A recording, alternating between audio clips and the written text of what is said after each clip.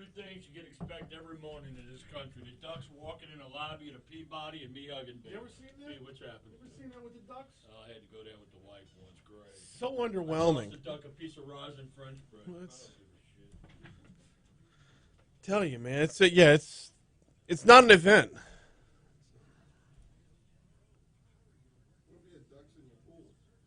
Sure. Oh, I caught that. Sopranos reference to start the morning.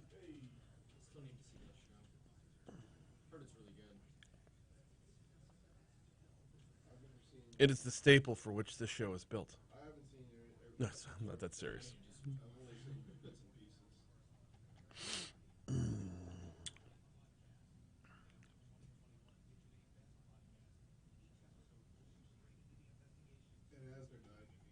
Again? The intro to the show you're about to play, the song that's underneath it is the theme song of The Sopranos. Uh-huh. Woke up this morning, got yourself a gun.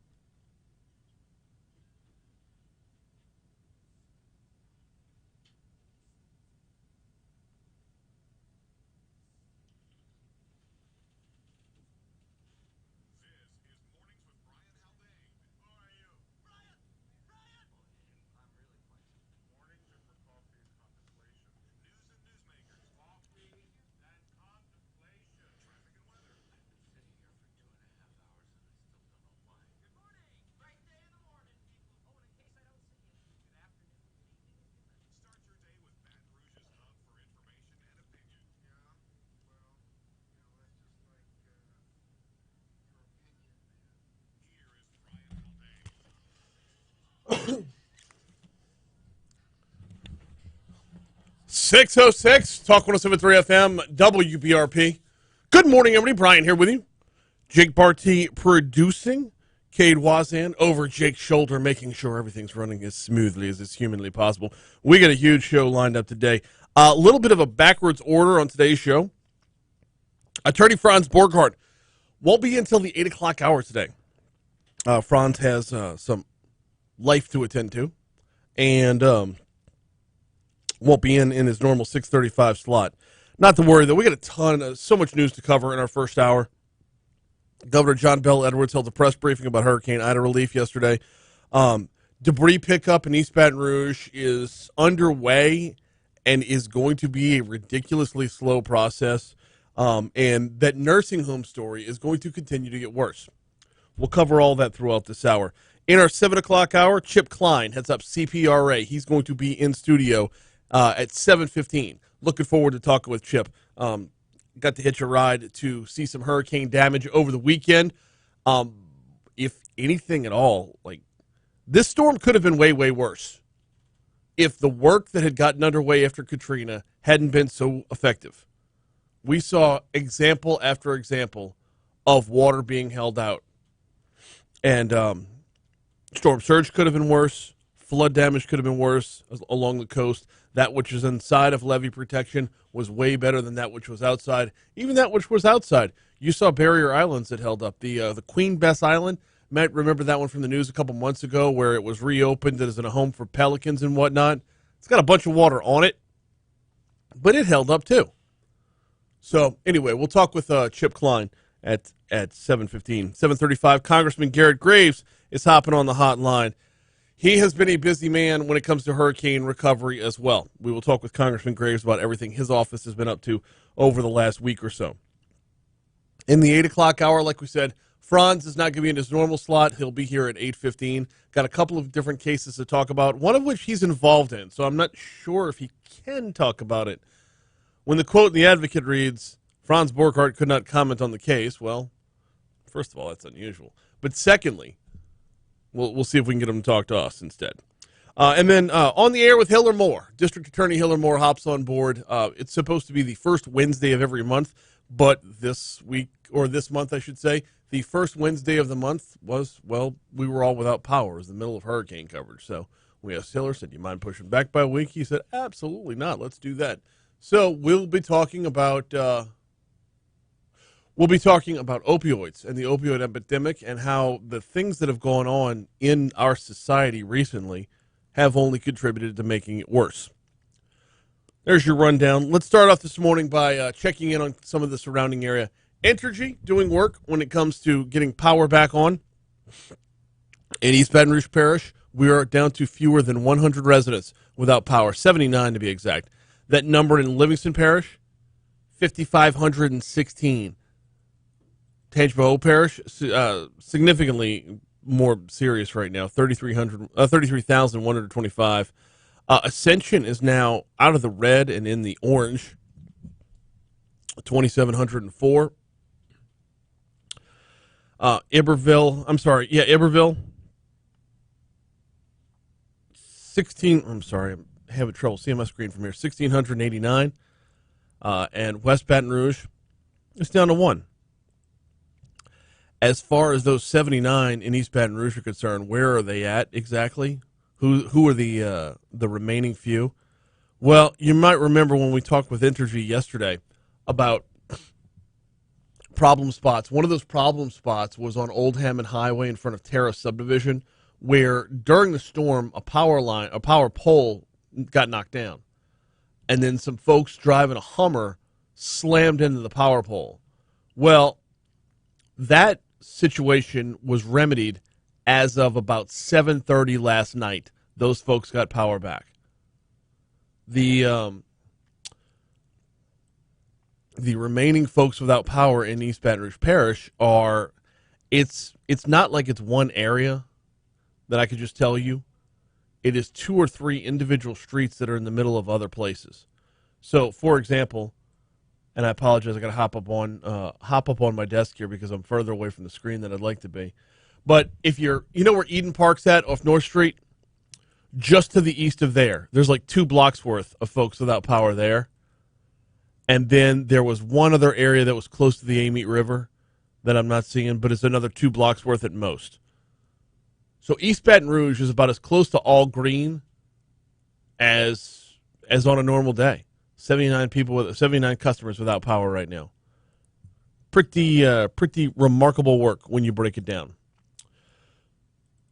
As far as getting closer to the coast is concerned, getting closer to southeast Louisiana is concerned, what we're still seeing is in Orleans Parish, the amount of red. Well, it's Orleans, 32,676 customers without power. Plaquemines, 6,117. Jefferson is still the worst affected, 83,612. And one of the reasons why Jefferson will remain the worst affected until they're completely back on is twofold. Number one, the amount of population they've got within the New Orleans area, but also Jefferson Parish runs all the way down to the coast. Let's not forget, Grand Isle is in Jefferson Parish. So as this recovery continues, Jefferson will be the last one to get fully up on board. We are off and running. That starts off your Hurricane Ida recap right here, but we will be touching on Hurricane Ida from a number of different angles throughout the show, not the least of which will be this nursing home story. We'll visit in on that in about 20 minutes from right now. We'll do a quick break. When we come back, we're going to talk sports. Ed Ogeron met with the media yesterday in preparation for the McNeese State game coming up this weekend. We'll hear what he had to say right after we take a quick break. Before we take that break, though, got to tell you about the folks over at Mooyah. What are you doing for lunch today? Can I interest you in a burger? 2 locations of Mooyah. Seagan, just north of Industrialplex, and Bluebonnet at Highland. Both locations, you're going to get the same great, high-quality ingredients, best quality ingredients, fresh-cut vegetables, freshly baked potato buns. They bake their buns fresh every day. Real ice cream milkshakes. The sweet potato fries are untouchable. They're so good. You dip them in honey. It's the great counterbalance to the burger as well. And oh, by the way, the best burgers you're going to have made. So many different choices on the menu. If you don't find the one you like on the menu, make your own. You can create your own burger there. Mooyah, burgers, fries, and shakes. Along with the best burgers in Baton Rouge, you will find the best service to go with it at both locations. Seagan, just north of Industrialplex, and Bluebonnet at Highland for Mooyah, burgers, fries, and shakes.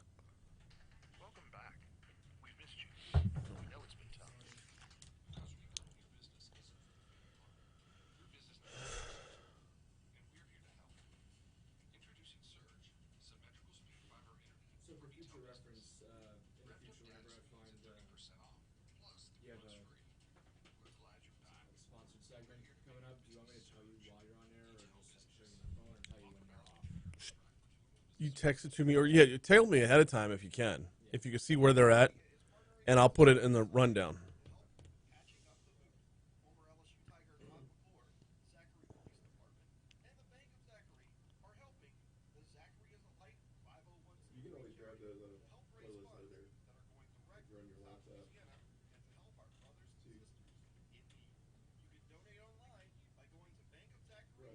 What?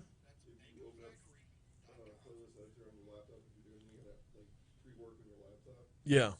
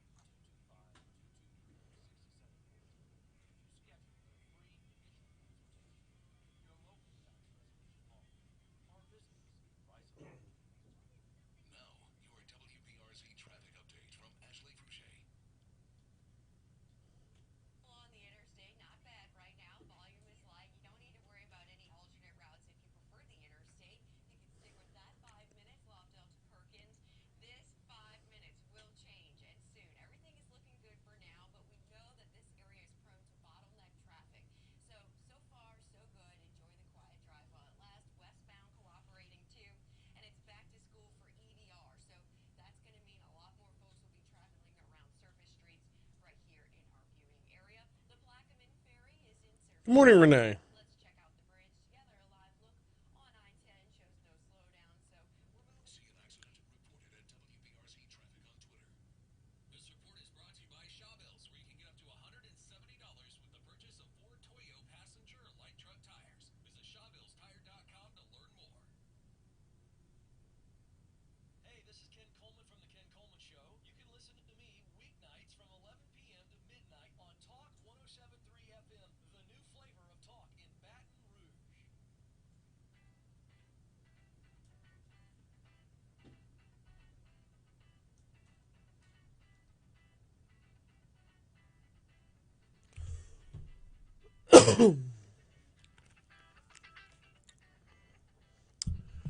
.617 Talk 107.3 FM WBRP. Ed Ogeron met with the media yesterday in preparation for McNeese State, although I think we all know this isn't about McNeese State. It's about looking back at the week that was, or the loss that was, last Saturday. Ogeron talked about, what he took away from what the game tape had to show. First of all, our guys played hard. Thought they prepared very well. If looking at the tape, number one, we as coaches, we need to put them in a better position to have success. And number two is when they in the position to have success, they have to execute. Overall, though, I thought our players had a lot of want-to. There was a lot of mistakes made, and most of the mistakes can be fixed by coaching, getting them better. I take the responsibility of myself. We've moved on. We've watched the tape yesterday. We dealt with it, 24-hour rule, now on to McNeese. Which they should beat McNeese by 50. I mean, that's this. McNeese lost to the West Florida Argonauts last Saturday. I mean, it's no offense to McNeese State. It's not the same level of play as the SEC. So, barring something absolutely crazy, expect an easy win this week just to right the ship. One of the problems last weekend was the run game. John Emery didn't play, but that isn't the whole reason why the run game was off. There were problems with the offensive line. Coach O addressed that. Look, man, we won a lot of games with Austin Deckles and Ed Ingram. You know, those guys, we won a championship with those guys. Those guys started as freshmen in the swamp. So, you know, those guys are good football players, and I believe in them. You know, it's a shame that we lost our left tackle right before the season. I think that hurt us a little bit, you know. And, Liam's back. But we got to have more continuity. You know, they just got a new offensive line coach. I'm not making an excuse for them, but it's different for the guys. It's going to take time for them to gel. I believe in Brad. I believe in this offensive line. Some of these young guys are going to have to step up. Okay, so that actually is a good point. You got an entire offensive line that's returned from last year. They weren't that good of an offensive line last year, but they do have the potential to be good as they move forward, but they also have an offensive line coach. And let's not forget, they didn't have a full offseason with this offensive line coach. He was a little bit late to the party, a late ad over the summer. Oh, it's time for the Fox Business Report. Let's go.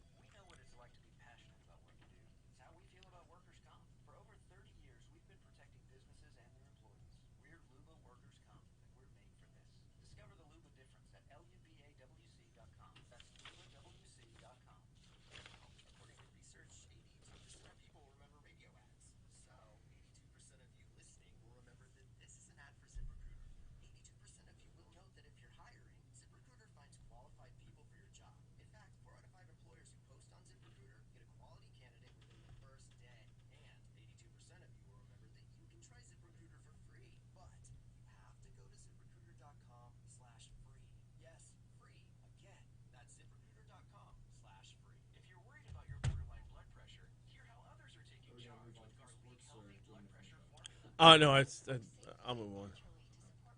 I'm just going to recap tease when the game is for this weekend, just so I can cross promote for Eagle. No garlic taste, no garlic bread. Take charge of your blood pressure with Garlic Healthy Blood Pressure Formula. These statements have not been evaluated by the FDA. This product is not intended to diagnose, treat, cure, or prevent any disease. The term natural references only garlic and the product can use as directed. Oh, I know. I doubt it, but it'll be close. Well, on the interstate, not bad right now. Volume is light. You don't need to worry about any alternate routes if you prefer the interstate. You can stick with that 5 minutes while Delta Perkins. This 5 minutes will change, and soon. Everything is looking good for now. But Oh, God, so much easier. bottleneck traffic. So far, so good. Enjoy the quiet drive while it lasts. Westbound cooperating too. And it's back to school for DDR. So that's I know. folks will be It's glorious. Excuse me. Didn't mean to yawn in your ear. Sorry about that. The Plaquemine Ferry is in service this morning. Let's check out the bridge together. A live look on I-10 shows no slowdown. So we're moving. See an accident? Report it at WBRZ Traffic on Twitter. It's mid-sentence. This report is brought to you by Shawbills, where you can get up to $170 with the purchase of 4 Toyo passenger light truck tires. Visit ShawbillsTire.com to learn more.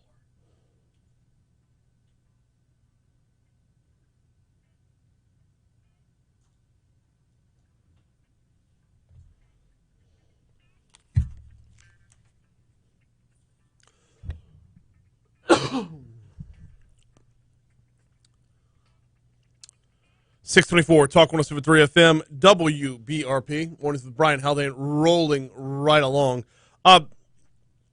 We were cut a little bit short there by the clock for sports. Just two more notes to make. Two more items to note. Number one, LSU versus McNeese State is going to be this Saturday, 7 p.m. You will hear it on our sister station, Eagle 98.1. And one other sports note, moving over to the NFL. NFL season gets underway this weekend. We're going to have a ton of coverage on our sister station, 104.5 ESPN, as far as carrying Sunday NFL games, Monday night game, Thursday night game, all that you'll find on 104.5. But the Sunday night games are going to be right here on Talk 107.3 FM. Bears and Rams this Sunday night to kick off the NFL season. It's a 7:20 kickoff. I'm pretty sure we joined the pregame show, or the pregame show is right at heads up 7 o'clock.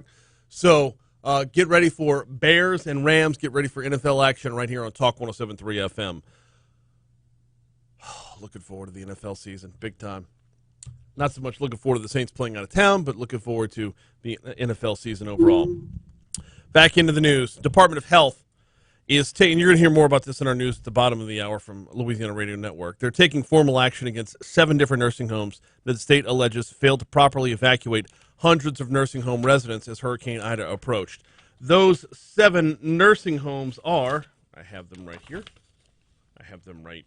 here.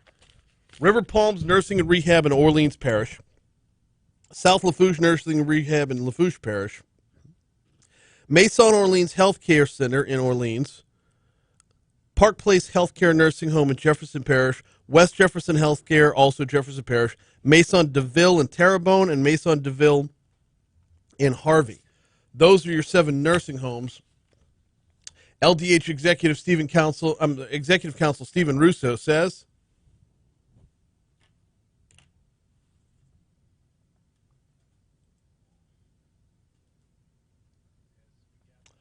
nope, that's not it. Stop that one. LRN cut 13. To properly execute post-landfall emergency preparedness plans to provide essential care and services to their residents. And as such, Russo says the licenses of all 7 facilities have been revoked. Their Medicaid provider agreements have been terminated. Hundreds of nursing home residents were evacuated to a warehouse facility in Tangipahoa Parish, where conditions in the structure were eventually found by inspectors to have severely deteriorated. Russo says an initial attempt at inspecting the warehouse was rebuffed. LDH employees involved in ascertaining the safety and the welfare of residents were also subject to intimidation by an individual representing himself as a nursing home owner. Now, the Attorney General's office is on the case for this. They're inspecting or taking on the investigation as well. But we spoke with Attorney General Jeff Landry yesterday. As is often the case with an ongoing investigation, he can't really talk about it publicly. So we were limited in what we were able to garner about that investigation. However, Russo, he's also holding back on litigating the case in the media, with the evacuation possibly linked to as many as 7 different patient deaths. I don't think anyone could reasonably reach a different conclusion that the standard of care for those residents who are our most fragile residents was not met. Initially, it was 4 that were reported, and then that number escalated. Now, you might recognize one of those names. Do you remember Maison Orleans? I believe I have this right. If you could take it back to the beginning, well, not the beginning of, close to the beginning of the pandemic. There's a story from last September. At least 8 residents of the Maison Orleans nursing home in uptown New Orleans have died from coronavirus, according to records provided by the Orleans Parish Coroner's Office. The State Department of Health only lists 3 Maison Orleans residents among Louisiana's 5,172 COVID-19 deaths.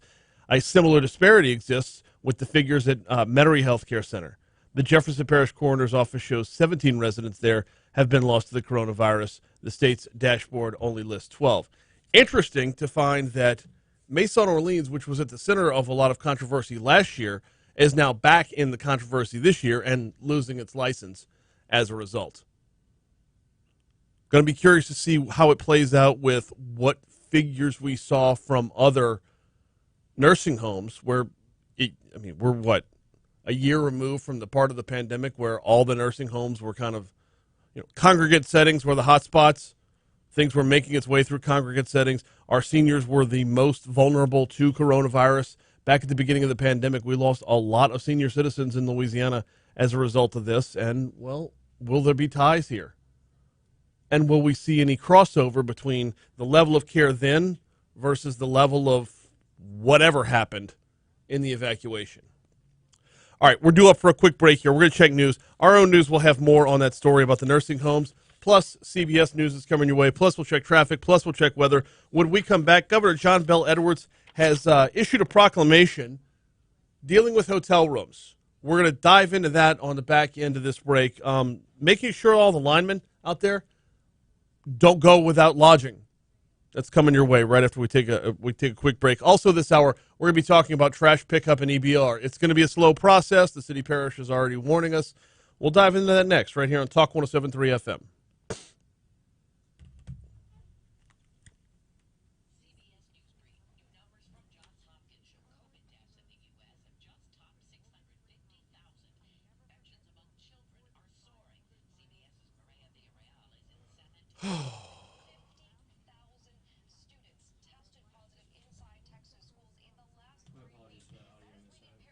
It's all right.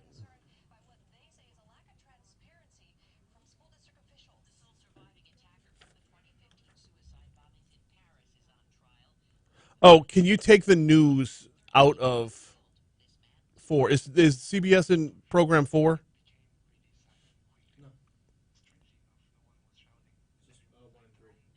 Oh, okay.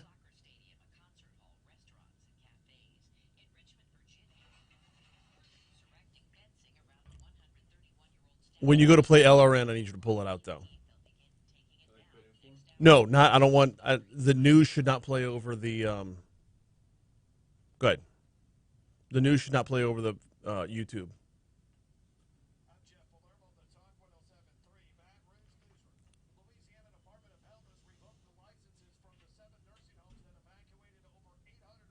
Crap, he led with it.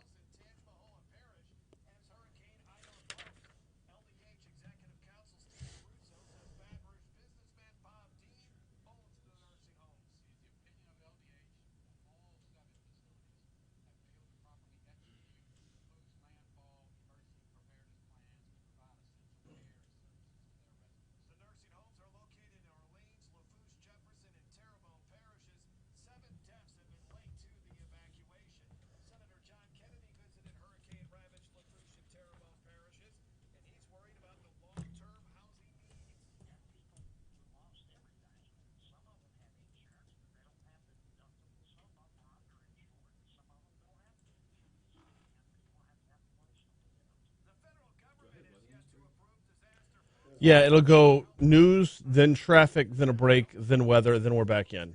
And that's where I'm going to use those John Bell cuts.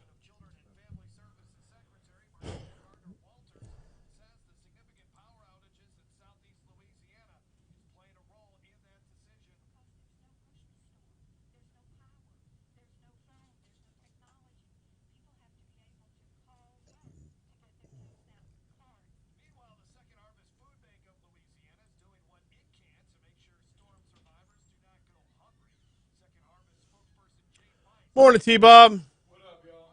Morning.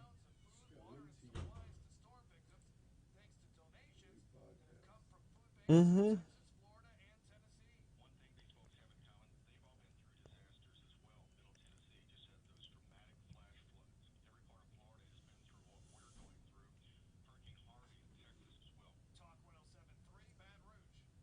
Now, your WBRZ traffic update from Ashley Fouché.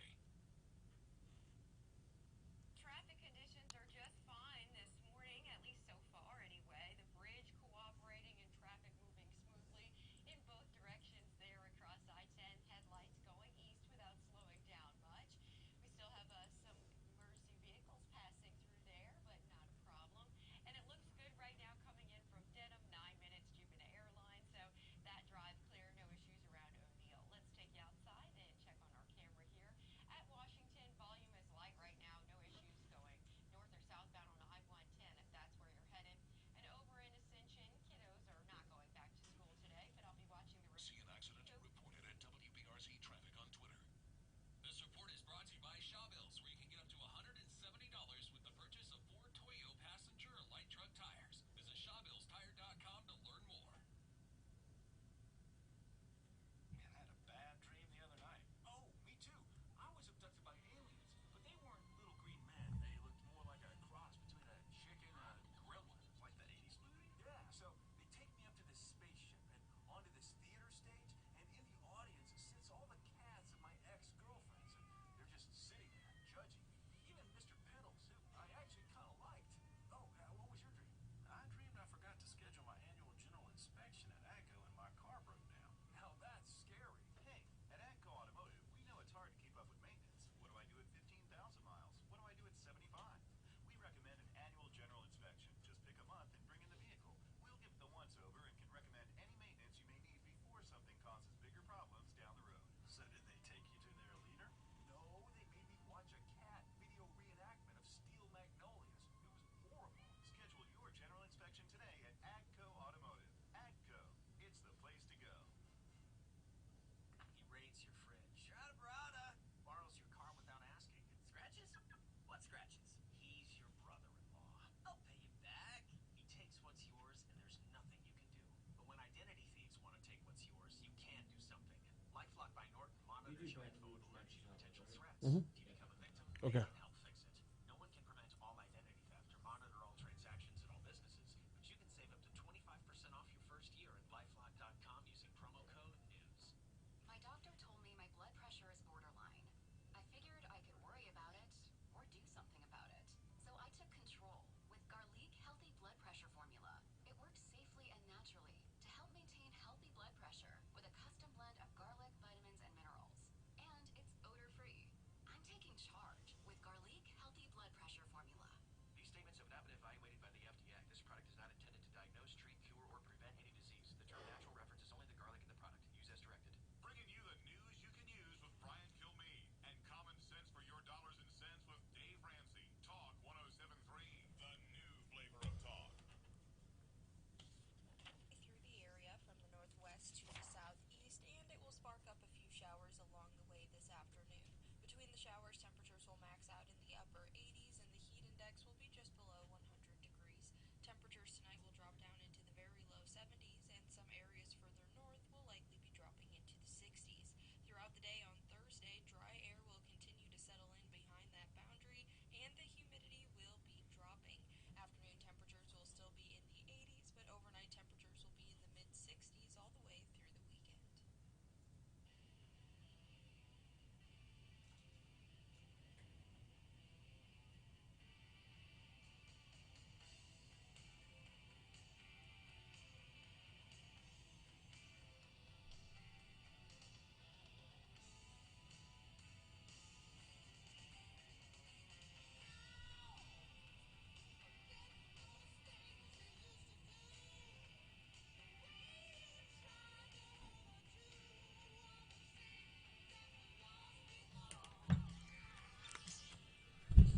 638. Talk 107.3 FM, WBRP. Mornings with Brian Haldane rolling right along. So Governor John Bel Edwards met with the media yesterday with a Hurricane Ida update, or a post-Hurricane Ida update, talking about the aftermath, talking about the recovery. In fact, let's start there. Let's start with the recovery overall. Governor Edwards, cut one, please. Today, we still have 5 parishes that have more than 95% of their power out. I believe that's St. John, St. Charles, St. James, Terrebonne, and Lafourche. So while we've seen lots of improvement, a lot of really good work in terms of power and water, and in terms of cell phone coverage and so forth, there's an awful lot of work to be done. 5 parishes with 95% of their power still out. That's kind of a crazy number. And in those 5 parishes, if all that you're missing is power right now, you're actually kind of thankful for it, because the number of houses that were leveled or had roofs ripped off well, I should say, or have blue roofs as of today. A tarp right now, a full-on blue roof as it comes through. But the number is pretty significant. So Governor John Bel Edwards, in talking about that, is also talking about the number of folks that work on power lines that are in town right now. And he issued a proclamation yesterday, signed a proclamation in an effort to assist hotels in Louisiana in housing first responders, essential healthcare employees, and utility workers that are restoring critical infrastructure in the state following Hurricane Ida. Restoration and other things. Signed a proclamation yesterday in an effort to assist hotels across the state in housing first responders, essential healthcare employees, and utility workers who are restoring critical infrastructure in the state so that their rooms are protected, so that they get to stay in their rooms rather than being put out, so that those hotels have to honor many reservations that they had taken previous to the storm. Our number one priority right now is recovering from the storm. Obviously, we can't do that if the first responders and critical workers don't have a place to stay. And they have graciously come here, literally from all over the country. And we want to work with them to make sure that they have a place to stay that is safe and comfortable, so that they can do their best work to restore power and to deliver the services and the goods that are necessary to assist all of the Louisianans in need today. Which means that if you know someone coming to town, check with your hotel first. If you know someone coming to town, find out ahead of time if they're even going to have a place to stay, or if that room will be taken by someone who's putting power back on. I don't know how much this is going to kick back up here to Baton Rouge. I don't assume a whole lot. I mean, now that we're all clear in Baton Rouge, or 79 households still remain in Baton Rouge without power, so it looks like a problem that will, or an issue that will shift further southeast as the numbers dwindle here and you can refocus work down there. Look, there's not a whole lot touristy going on right now because of COVID.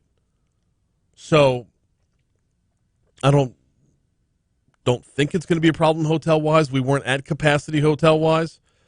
The upcoming game against McNeese State the first non-conference game of the year, the first non-conference home game of the year doesn't normally draw sellouts throughout the city.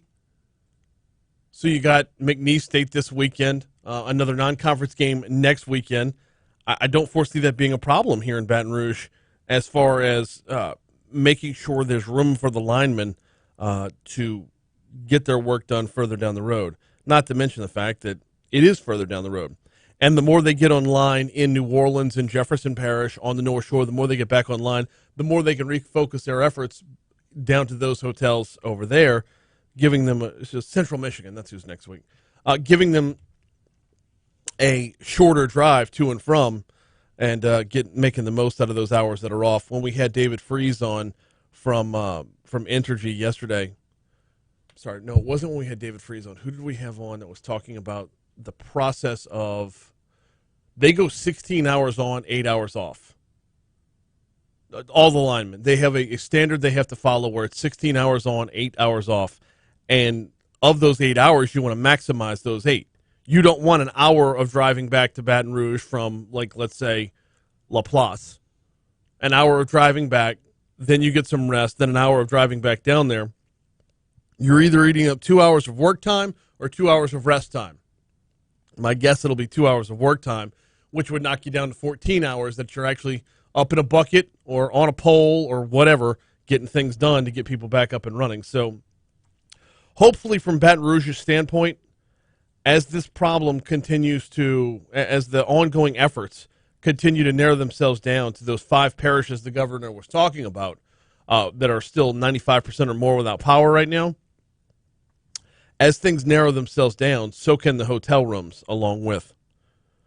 But in the short term, if you do know somebody coming to town, you might want to check with your hotel before they get here. We have got another topic involving Hurricane Ida. I'm looking at the clock to see if I have time to get into this. You know what? We'll try. Should we postpone elections because of Ida? Post up on our YouTube if you have a take on this. Louisiana's elections chief Tuesday asked Governor John Bel Edwards to delay the October statewide election by 5 weeks because of Hurricane Ida's damage to polling locations, displacement of election workers, and widespread destruction across southeastern parishes. Secretary of State Kyle Ardoin urged the Democratic governor to push the October 9th election back to November 13th, the date that was scheduled for the runoff competitions. The Republican elections official is recommending using the November date for the primary election with a December 11th runoff date as needed. Now, Ida's devastation, quote, would make holding the election on its original dates virtually impossible without impairing the integrity of the election, Ardoin said in a statement. Governor Edwards says he hasn't determined yet whether or not he'll agree with that postponement. The last time we did this was 2008. Hurricane Ike. Louisiana's last hurricane election delay was 2008 after Hurricane Ike, according to the Secretary of State's office. For that storm, elections in Cameron and Terrebonne parishes were pushed back several weeks. I don't know. I think it's a little premature to pull the plug on this one. I mean, we are a full month out right now, yes. But at the same time, though, a lot can get done in a month to know whether or not we're at a safer place to hold that election on its proper date. That being said, it's not that big of an election this year. It's an off year as far as congressional offices and everything else are concerned. So we'll keep an eye on it. Maybe reach out to Kyle Ardoin to get his take on as to why this early he would want to just go ahead and pull the plug and push it back. I mean, from his standpoint, he's got a lot of logistics in getting people out to polling places and whatnot. So we'll hear him out as the week wears on. We're due up for a break here in just a second. Before we take that break, got to tell you about the folks at the Baton Rouge Mattress Outlet. They've got 2 locations. One is 4065 Florida Boulevard. That's in Mid-City. Another is 18181 Jefferson Highway. You don't have to remember that address. It's the corner of Jefferson and Hoosier, too. Labor Day is past, which means Labor Day sales have concluded, but the deals continue, the financing continues, and the great service over at the Baton Rouge Mattress Outlet continues. As always, if you mention you heard about it right here, you will get free delivery. There are deals right now on cooling gel mattresses, hybrid mattresses, adjustable bases. You can check it all out at 4065 Florida Boulevard or the corner of Jefferson and Hoosier 2 for the Baton Rouge Mattress Outlet. Meet our team of attorneys at Murphy Law Firm before you hire an attorney for your injury case. Visit murphylawfirm.com and your decision will be easy. Learn why we should be your attorney. Get to know us before you call. Main office, Baton Rouge. This is Skip Bertman, and as a coach for over 50 years and the father of 4 daughters, we've had a lot of happiness and accumulation. Renee says I'm one of those denim Demco people with no power. Yeah, it's still like 14,000 Demco members in Livingston without power. They do what? Yes, someone from Villa Del Rey said they were always last to get back online, and they were not anywhere close to last. Dave Ramsey here. Every day I talk to listeners from all walks of life about their journey to financial freedom and how they can get there. I may have run us a little bit over. And talk to all you local businesses out there. Guys, it's going to be okay. We're going to get through this together. It's important to keep your business relevant right now because it'll really affect how you come out of this crisis. I want you to keep reaching out to your customers and your potential new customers right here on local radio. Let your community know you're open, how you're helping to keep them safe, and how your business is operating in the current conditions. Your message to your customers is key to the success of Stay safe. No. Because there's a surprising amount of Star Trek stuff that happened in the All right.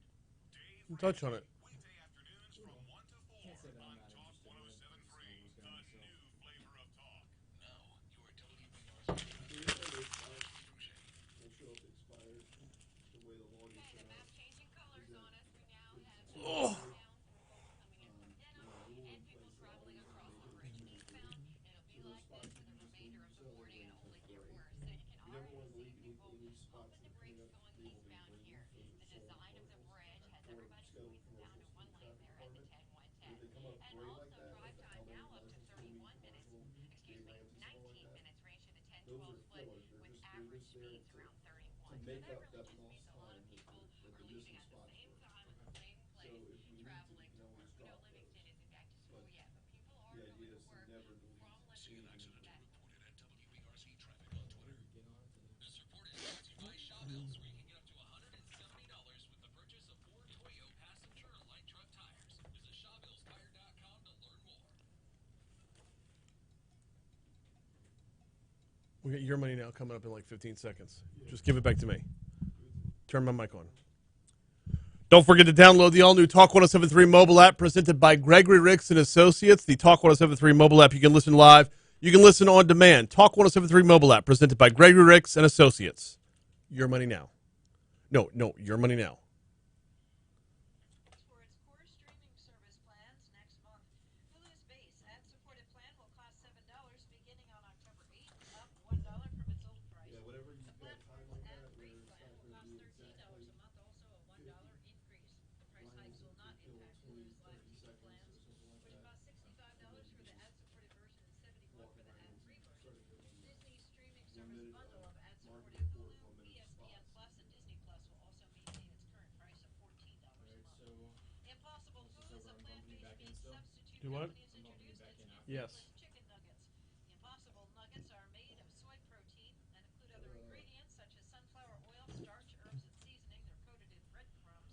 The company will bring nuggets to 10,000 grocery stores later this month, starting at Kroger, Walmart, Safeway, and Albertsons. On Wall Street, futures this morning are slightly lower. That's your money now. My doctor told me my blood pressure is borderline.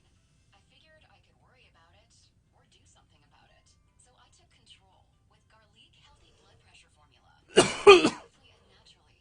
Healthy blood pressure with a custom blend of garlic, vitamins, and minerals. And it's odor-free.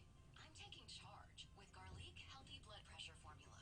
These statements have not been evaluated by the FDA. This product is not intended to diagnose, treat, cure, or prevent any disease. The term natural references only the garlic in the product. Use as directed. Vaccines are not enough, and accurate thermometers are essential for everyone. COVID is once again a major concern, and fever is the key symptom for both the flu and COVID. An accurate thermometer, like the Exergen temporal scanner, is essential to detect fevers early and reliably. Studies have shown that non-contact thermometers used widely since the start of the pandemic are ineffective. Now is the time to be more vigilant about accurate temperature taking. Exergen is working with a single focus to ensure that everyone who needs an accurate thermometer can purchase one. Learn more at Exergen.com.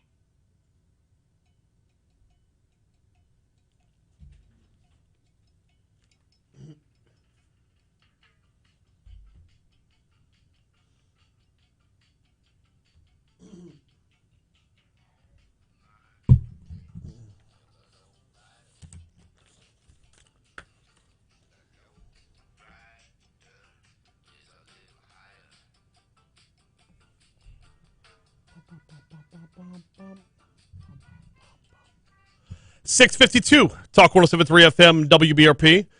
CBS World News Roundup coming your way in 7.5 minutes.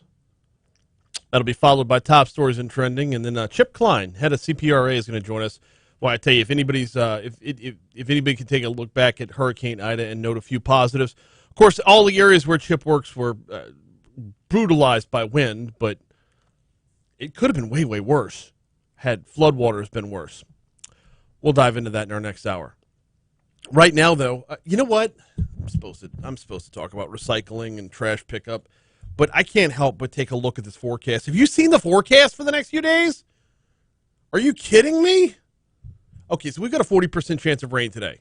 Early afternoon showers, or 2 to 3 p.m., somewhere up in there. We're going to get those showers that we get pretty much every day.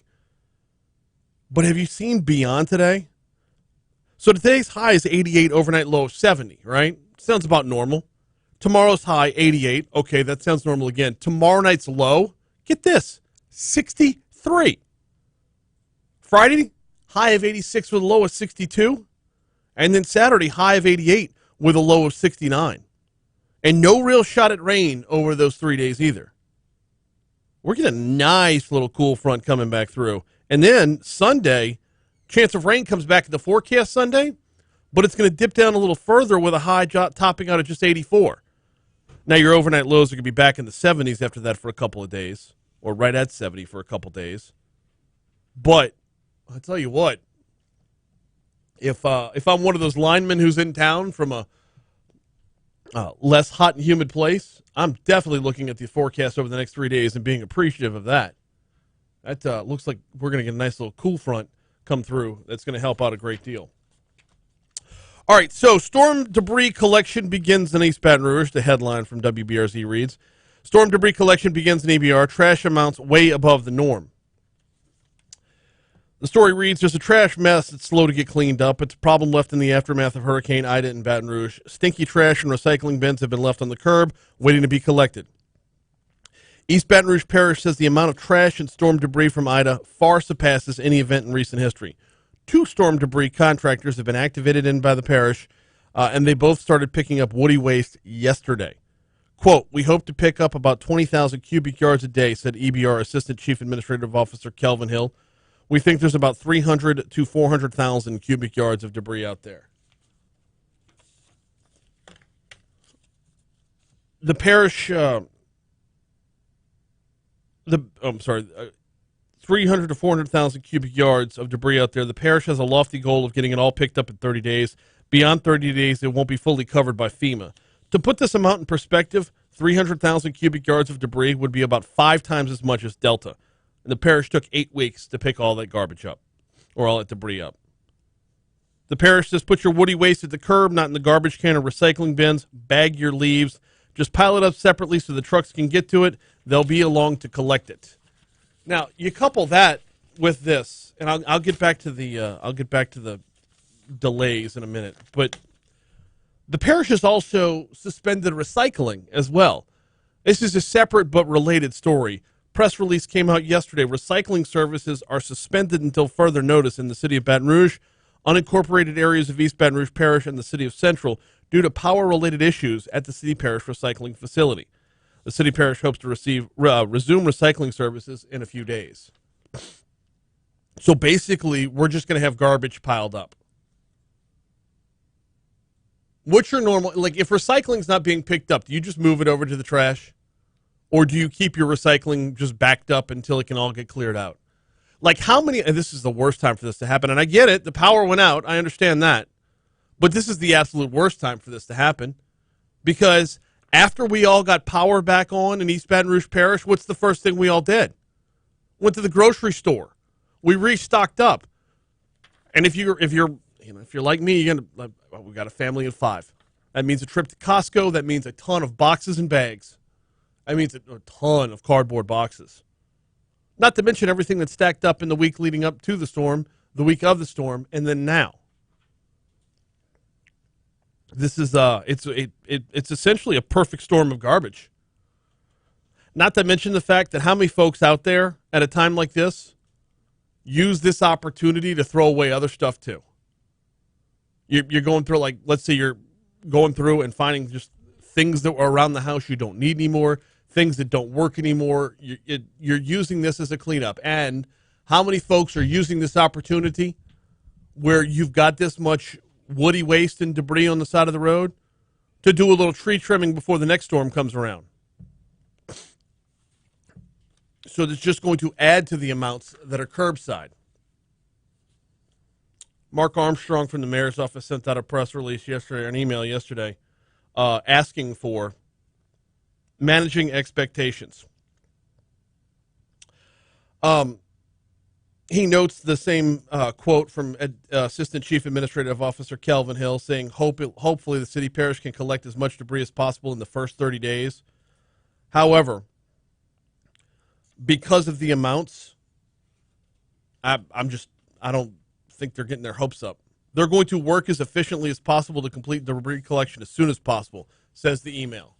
But that being said, there's only so many hours in a day. There's only so many trucks on the road, and they can only work so quickly. They're going to be outpaced by the amount of trash that's out there.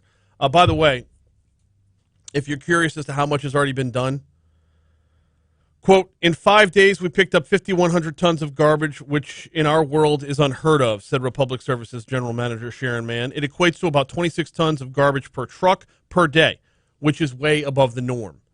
So as far as the garbage is concerned, they're moving at a good clip right now. But as far as the woody waste is concerned, it's going to take a while. You know, I was kidding when I had the mayor on a couple days ago or sometime last week. And I was joking around and said, y'all need to entertain my idea of neighborhood bonfires. But I got to tell you, the closer we get to this, the more it looks like that's a better idea than others. All right, we got CBS News coming your way. Top stories and trending. Then Chip Kline's coming up next on Talk 107.3 FM, the new flavor of talk in Baton Rouge. Hey, we were open downstairs? Okay, that works. Nice to see you, the old office, buddy. Yes, sir. Where's the BR mattress? You had a BR mattress on. Oh, well, hello. We upgraded. It just happened to be, it's going to rotate. Spent a lot of it.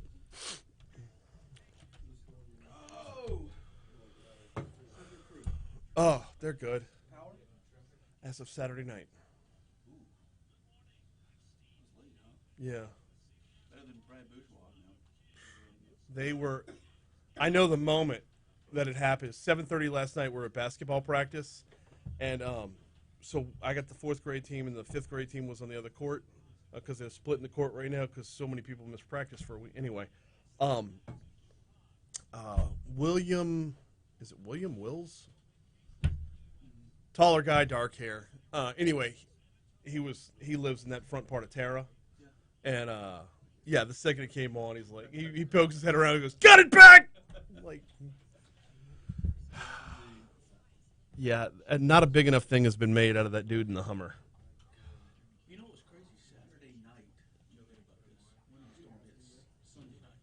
Mm-hmm. I left Joseph and I went around Terra just looking to see what I could find. And then I saw that the tree had fallen across Old Hammond. That Hummer was not there Sunday night. I think it happened the next Monday night. So the tree had fallen. Bourgeois said he heard it. So, yeah, about what time were you out there Sunday night? It was probably 10 o'clock, 11. Okay. It was across Old Hammond, yeah. From the Terrace side out onto the Old Hammond Highway. I was not there when I was doing my little tour, but it could have happened something. So we're on YouTube all the time. The camera's right over there. Okay. So. Very good. So you had a good flight? Yes. Yeah. I mean, considering everything we saw, it's hard for me to be like, oh, this is so cool. Oh, they don't have a home. You know, it just the sight lines, the proximity, how close you actually are to everything is unbelievable. This is how up close and personal it is. Like, I saw 7 alligators and 4 sharks. I saw sharks. Big ass bull shark in the Gulf. Y'all must have been fairly low then, huh? Yeah. Y'all got low? Yeah. You know what's crazy is if you see it from the air and then you see it from the ground, like on the ground, Yeah. you just get both perspectives. Because I think you get, like, from the air, you get the high level, like, okay, this is far and wide, but then when you get on the ground, you're like... It's deep, too. Yeah. It's How do you get the whole perspective? But you see so much brown mud, and you know there's camps that have yards. And you go, well, you don't see the yard. I assume it's just the mud and the debris that's just left. that's from the sand. Yeah. The sand that was on that dune in front of the island just washed out. This is like 3 to 4 feet. Yeah. Sand on that island. Digging out the road, the main drag, digging that out is going to be a beast. DOTD's clearing it, they're putting it at Bridgeside Marina, and then we're taking all that material. and putting Bridgeside it- Marina did better than I thought. Yeah, there was one building. The hotel. Yeah, the hotel. The hotel's gone. Yeah. But Bridgeside and even Moran's looked better than I thought. Port Fourchon looked a whole lot better than I thought it would be. So they had the one at Port Fourchon that looked like it wasn't touched. I took video. It's a good thing you got that raised highway now. Crap. Which one of these is Port Fourchon? I gotta post. I still haven't posted a lot of this up to. A few of them that you did on Twitter.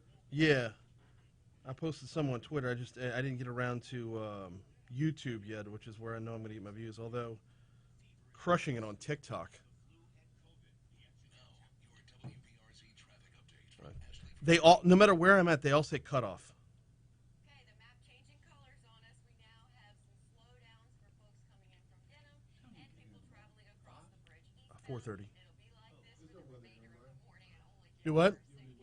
No. pump at the brakes going eastbound here. The design There it is. bridge has everybody squeezing down. Okay, so, and I got to knock out top stories and trending real quick, and then we're up in the next segment.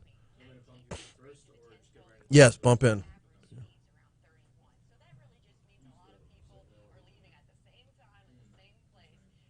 What a slow. Yeah. Oh, they had fun on the way home too. This report is brought to you by Shawbills, where you can get up to $170 with the purchase of 4 Toyo passenger light truck tires. Visit ShawbillsTire.com. But you can see they get the one like dock or whatever covered.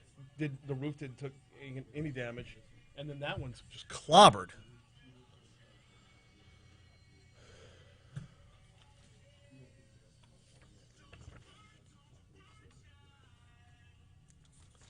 Why is my stomach so sour?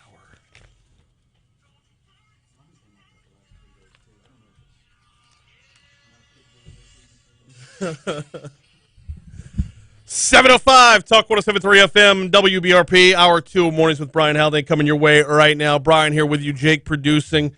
We got a busy hour. We're going to talk with Chip Kline from CPRA about, honestly, how Ida could have been a ton worse than it actually was. We took a ton of wind damage, but when it came to water damage, what did we actually see from the bottom up, not the top down? That's at 7:15. Then at 7:35, Congressman Graves is in for his normal hit, DC Current with Congressman Garrett Graves coming your way at 7:35. Of course, we'll close out the hour with the outside in, but we start off the 7 o'clock hour with top stories and trending.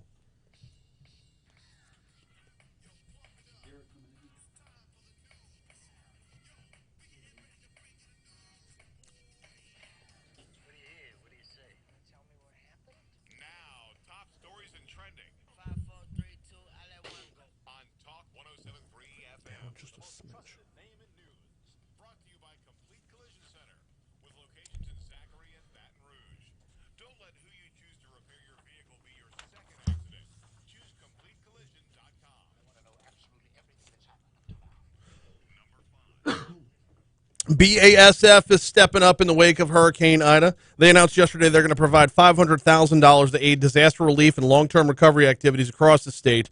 The support includes a $300,000 donation spread across local nonprofit organizations assisting in the relief and rebuilding efforts, and an additional $200,000 to directly assist their own employees impacted by Hurricane Ida. Now, to ensure the corporate donation has a significant effect, BASF has been engaging with community partners to assess and respond to community needs across the region. The company, by the way, will continue to support these needs through in-kind services and volunteer support.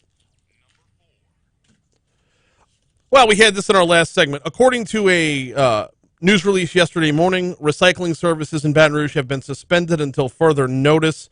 This is throughout the entire parish, EBR parish, within the city limits, unincorporated areas, and central. The reason for it is the recycling center has lost power, so it's going to be a couple days before they're back up and running. Also had this story last hour. Louisiana's elections chief asked Governor John Bel Edwards to delay the October statewide elections by 5 weeks because of Hurricane Ida's damage for polling locations, displacement of election workers, and widespread destruction across southeastern parishes. Secretary of State Kala Ardoin urged the Democratic governor to push the October 9th election back to November 13th. That was the original date for the runoff, So you push the runoff back to December 11th. It is important to note that in his press conference yesterday, Governor John Bel Edwards said there are still 5 parishes that are more than 95% without power right now. A man was found shot dead inside his apartment near O'Neill Lane late yesterday morning. The incident was reported shortly before noon on Yorkfield Drive at King Bradford Drive. One person was found dead at the scene. East Baton Rouge Sheriff's Office identified the victim as 32-year-old Derek Walker. No other details related to the shooting have been released at this time. A mother is charged with negligent homicide after her toddler was found dead in the pool of a Baton Rouge apartment complex Monday night.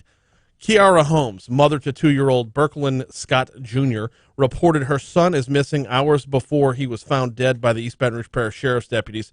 The Sheriff's Office announced the next morning that Holmes, 30 years old, was arrested. Holmes told deputies her son has the tendency to wander away, even sometimes leaving their apartment, but she told authorities either her or a companion would usually catch him as he gets to the bottom of the stairs. She lives in a second-floor apartment. Holmes told investigators she realized her child was missing from her apartment around 2 p.m., so she had her boyfriend help her search.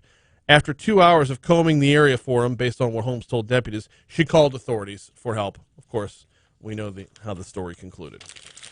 That is a look at your top stories. Here's a look at what's trending this morning. Have you noticed the number of COVID patients in the hospital lately? It's been on a steady decline for a few weeks now. As of yesterday's reported numbers, the state is now down to 2,003 hospitalized COVID-19 patients. Now, Louisiana hospitals peaked at 3,022 back on August 17th. So in the, 1 week short of a month since then, we've knocked off more than 1,000 people, 1,000 fewer people in the hospital. The state also reported 5,532 new COVID-19 cases yesterday and 72 new deaths. However, I don't know if that was based off of one day's numbers or the sum of the holiday weekend, as yesterday's numbers would not have included Labor Day, as that was a state holiday, and the state, of course, does not report numbers over the weekend. So 5,532 new cases reported yesterday, 72 new deaths reported yesterday, but is that a one-day total or a, 4-day total, 3-day total? That's a look at your top stories and trending. We're due up for a break here in just a minute, but first I got to ask, we've been talking a lot about home damage in the wake of Hurricane Ida. Did you take any home damage? Yeah, we've been asking that question a lot, but did you take any car damage as well? In fact, I had one friend, I'm supposed to text him, had one friend took a limb across the roof of his car. His car's still drivable, but he does have to get it fixed. Complete Collision Center is here for you. Now, a number of collision centers have a deal hammered out with insurance companies. Beware of that. That means the insurance company is the customer, not you. You need to go someplace that's going to take care of you and get you and your family back on the road safely. Complete Collision Center does that. They're certified by more than a dozen major car manufacturers. They have the iCar Gold Class certification that puts them in the top 15% of body shops nationwide. Want to learn more about the iCar Gold Class certification? Visit CompleteCollision.com. CompleteCollision.com. They've got 2 locations, 19511 Plank Road in Zachary, 9848 Perkins Road in Baton Rouge, that is just east of Bluebonnet on 9848 Perkins Road. You can call them at 658-1493, but I would start at CompleteCollision.com. Don't let who you choose to repair your vehicle be your second accident. Check out CompleteCollision.com. How do you choose the right attorney? I give you the answers at MurphyLawFirm.com. Don't allow insurance companies to take advantage of you. Not at all. It's all by the seat of my pants. Brock Avery. Yep. I saw him at the pool Monday. Told him Complete Collision. He took a limb over the top of his car. Yes. Dreams are important. They're also easy to set aside during hard times. At Hancock Whitney, we looked out for your dreams when you came. So keep dreaming. We've got your back.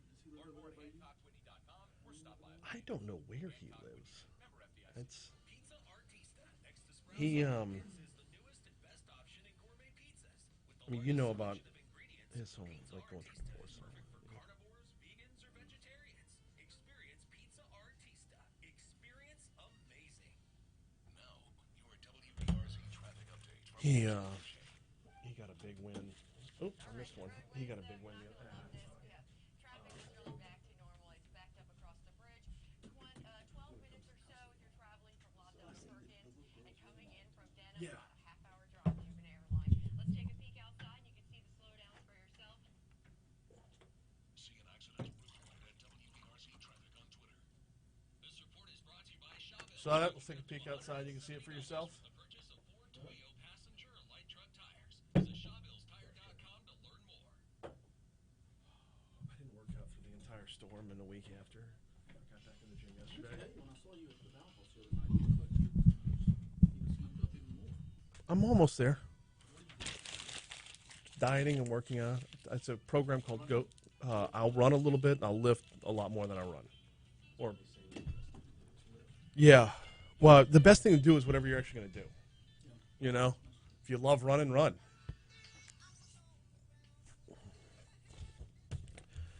$7:14, Talk 107.3 FM, WBRP, Mornings with Brian Haldane, rolling right along. Hour 2 rolling right along. Time to welcome in the head of the Coastal Protection and Restoration Authority, Chip Kline. Chip, welcome back. How are you, man? Good morning, Brian. Appreciate you having me in studio today. Dude, you're in studio. I was told that Congressman Graves brings breakfast by here every once He in a while. has done that in the past. All I'm seeing is a glass of water and a cup of coffee in here. So if you could gig him when he comes on later on, that would be great. I will make sure to hit him up. I will tell him you were here and you were seeking muffins. Please do. Dude's got a little game in the kitchen. Oh, he does. He actually brought me a dozen Krispy Kremes the other day, so I won't go too hard. He didn't make those. He but hey, didn't I'll make take it. those. I'll take what I can get. Ah, all right. Yep. Krispy Kremes. Hey. Now I'm the one feeling slighted. All right. So Hurricane Ida did her level worst on Louisiana. Well, maybe not the worst possible though. There were a couple of, believe it or not, wins throughout this, and a lot of those have come through your office over the last decade and a half. A lot of work has been done by CPRA. Give me your own report card of how we held up in this storm. Well, I think if there's one good thing that you can point to from Hurricane Ida, it is, number one, that the levees held. Yes. All of the levee protection systems that have been built after Hurricane Katrina, they did exactly what we hoped they would do, what we needed them to do. And when we're talking about these levee protection systems, there was a $14 billion investment around the greater New Orleans area that completely rebuilt their levees, their pump stations, their flood walls, their surge barriers. But there was also, Brian, billions of dollars spent elsewhere across South Louisiana in areas in Terrebonne and Lafourche and upgrading their levee protection systems. Areas in South Central, so there's not, when people think about the work that was done post-Katrina, they automatically think about New Orleans. Right. But the work is far and wide. It is from one end of the coast all the way to the other. And so levee protection has been a huge focus of ours since Katrina, rebuilding our hurricane protection systems, but there's also been a tremendous amount of work on the restoration side. Yeah. And I don't think people, even people who live in South Louisiana, don't appreciate how important that natural buffer is, how important our wetlands are, how important our barrier islands are. For every 2 miles of wetlands that exist on the ground today, storm surge can be knocked down by almost 1 foot. Really? And so when you're investing all of this money, all of these resources in your levee protection systems, obviously that's going to be great. You're going to protect your people, your businesses, your livelihood, but then also all of these restoration projects are helping protect the systems that are protecting the people. And so, Brian, I think you would be looking at a very different picture, a very different scenario on the ground today if it weren't for all of the work that was done across coastal Louisiana after Hurricane Katrina. I mean, everybody remembers the footage, the media that was the TV footage that was circulated around the world after Hurricane Katrina. Completely. Water up to people's roofs, people on top of their roofs needing to be rescued. You didn't see that. And look, that's not to undermine or to lightly state what people are going through in South Louisiana. People are hurting. Don't get me wrong, but it's largely attributed to wind damage, to debris. There are some areas in Lafitte or areas that are outside of levee protection, sure, that you did see some flooding, but it is not nowhere near the scope and scale that you saw after Hurricane Katrina. So as bad as things look in Grand Isle right now, I was actually surprised they weren't worse. I mean, you see this push of sand, sludge, mud covering the main drag down Grand Isle, but it wasn't to the point where, like, all the homes on all the stilts were just, like, no longer on stilts. They were just up in mud. It wasn't to that point. Is that largely due to the barrier islands, or...? Some of it. I mean, look. Anytime that you have a hurricane that's coming on shore, you're going to be worried about Grand Isle. Of course. I mean, we were worried about Grand Isle when Laura and Delta were happening in Southwest Louisiana. So you're always going to see impacts on Grand Isle. But if it wasn't for the barrier islands, if it wasn't for the segmented breakwaters, if it wasn't for the restoration of the levee, the sand dune that was in front of Grand Isle, I think you would have been looking at a much different picture on Grand Isle. Now, when you look at Grand Isle, if you see the footage, you're like, it looks completely obliterated. Yeah. However, if those segmented breakwaters hadn't been there, those rocks, if you hadn't restored the dune or the levee, you would probably be looking at complete devastation. Every camp, every house, every building would have probably been nothing but on their pillars, pretty much, or not on their pillars, but nothing but the pillars left. Right. And so it's hard for people in Grand Isle to say, that we were protected. But look, those things absolutely help them, right, whether they recognize it or not. So the difference between that which was in levee protection and that which was out was, let me hitch a ride over the weekend, so I got to tour a lot of this. The difference between what was inside the levee protection versus what was out, you could tell that everything inside levee protection was almost 100% wind damage. That's right. There was very little water, very few overturned boats, a lot of overturned boats outside of levee protection. Very little water, like in yards or stacked up, aside from Laplace, but that's a whole other story. So is there a way to broaden out where levee protection goes, or is it just it is where it is? There is a way. I don't want to get into bureaucratic talk here. When you're talking about the federal process you've got to go through to get levees constructed. But look, the great news about Laplace in St. John, St. Charles, St. James, there is a levee protection system that has been authorized. Congressman Graves was able to get about $760 million. The Corps of Engineers is going to be completing that levee system in 2024. But I hate to say this on air, but sometimes, Brian, it takes a storm like this to get people's attention to where you start extending levee alignments or start looking at other areas that are outside of levee protection that need levee protection. So, for example, Lafitte, the town of Jean Lafitte, Barataria, Crown Point, they've been left out of every single emergency supplemental that Congress has passed since Katrina. Yeah. And so, if you look at Lafitte, outside of levee protection, the state has invested about $300 million in levees there, 6 to 7 feet. They're low-lying levees. As I've been talking to Mayor Kerner, Representative Kerner down there, I was like, now is your time to make your case. And so Lafitte is completely inundated with water. You probably flew over it. We did last week. So I think that, now is the time to get Congress to look at it. It's not going to be a matter of if, it's going to be a matter of when another storm similar to Ida happens. And you're going to see the same level of inundation in Lafitte that you see now. And so it makes a lot more sense to make proactive investments in protecting these communities, because if you don't, you're going to be reacting to these storms. You're going to spend hundreds of millions, billions of dollars more, in FEMA claims, small business loans, CDBG funds, all of those things on the back end. And that's why it's important that we keep this issue on the forefront and making these proactive investments that are protecting people and businesses. I mean, is it as simple as moving out town by town, or is it, could the effort just be to get it all the way down to wherever wherever people live? Well, you mean on the levee alignments? Yeah. It is, but the problem is that you've got to look at the cost of how much it's going to cost you to construct levees that are 18 to 22 feet high, and does that cost justify the benefit? And those are hard conversations. Well, that is where the hard conversation starts, because we have to start asking, and Grand Isle is going to come right back up in this, though. Is if this is a concern for every storm, is it worth it to remain habitable? I think when it comes to Grand Isle, we have got to fundamentally change the way in which we are approaching the protection of Grand Isle. Look, segmented breakwaters help. When you're pumping sand in front of that island, it helps, but we need some more resilient protection features for Grand Isle. So working with the Corps on maybe rocking the perimeter of that island is an option. Kill the Fox Business Report, please. Sorry, Chip. That's all right. Do we go long? Turn it off in the computer. Turn off the command for.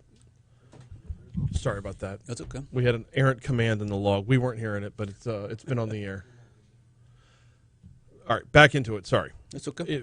So when it comes to Grand Isle, changing the way we do this. So this is about more barrier islands then? I don't know if it's about more barrier islands. I mean, you have barrier islands on the east and west side of Grand Isle. Look, the Grand Isle's front porch is the Gulf of Mexico, right? Right. So you're going to have to look at more resilient structures on the front end of that island, whether it be rocking the entire perimeter of it to where you have segmented breakwaters all across it. You may be rocking that entire dune that's in front of Grand Isle, but Grand Isle is going to look completely different 10 years from now than it did prior to Ida. And because it just, you may, at the end of the day, Brian, and this is hard for people who love to go down to Grand Isle, you may not have a beach on Grand Isle. You may have a rocked shoreline. So so that's what I mean by fundamentally changing the approach of how we're approaching the protection of Grand Isle. Grand Isle itself now, on the eastern end, it didn't look like it took nearly as much damage.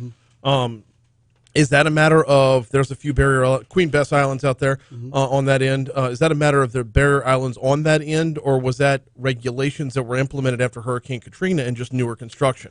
You talking about wind or the levee? Both. Both. Well, I would very much, when we flew in, we came in on the eastern side of the island, and I actually made a comment on the headset. I was like, I'm actually pleasantly surprised with what I'm seeing. So I think it's a matter of probably the direction of the surge, probably the quality of construction, regulations that were made post Katrina.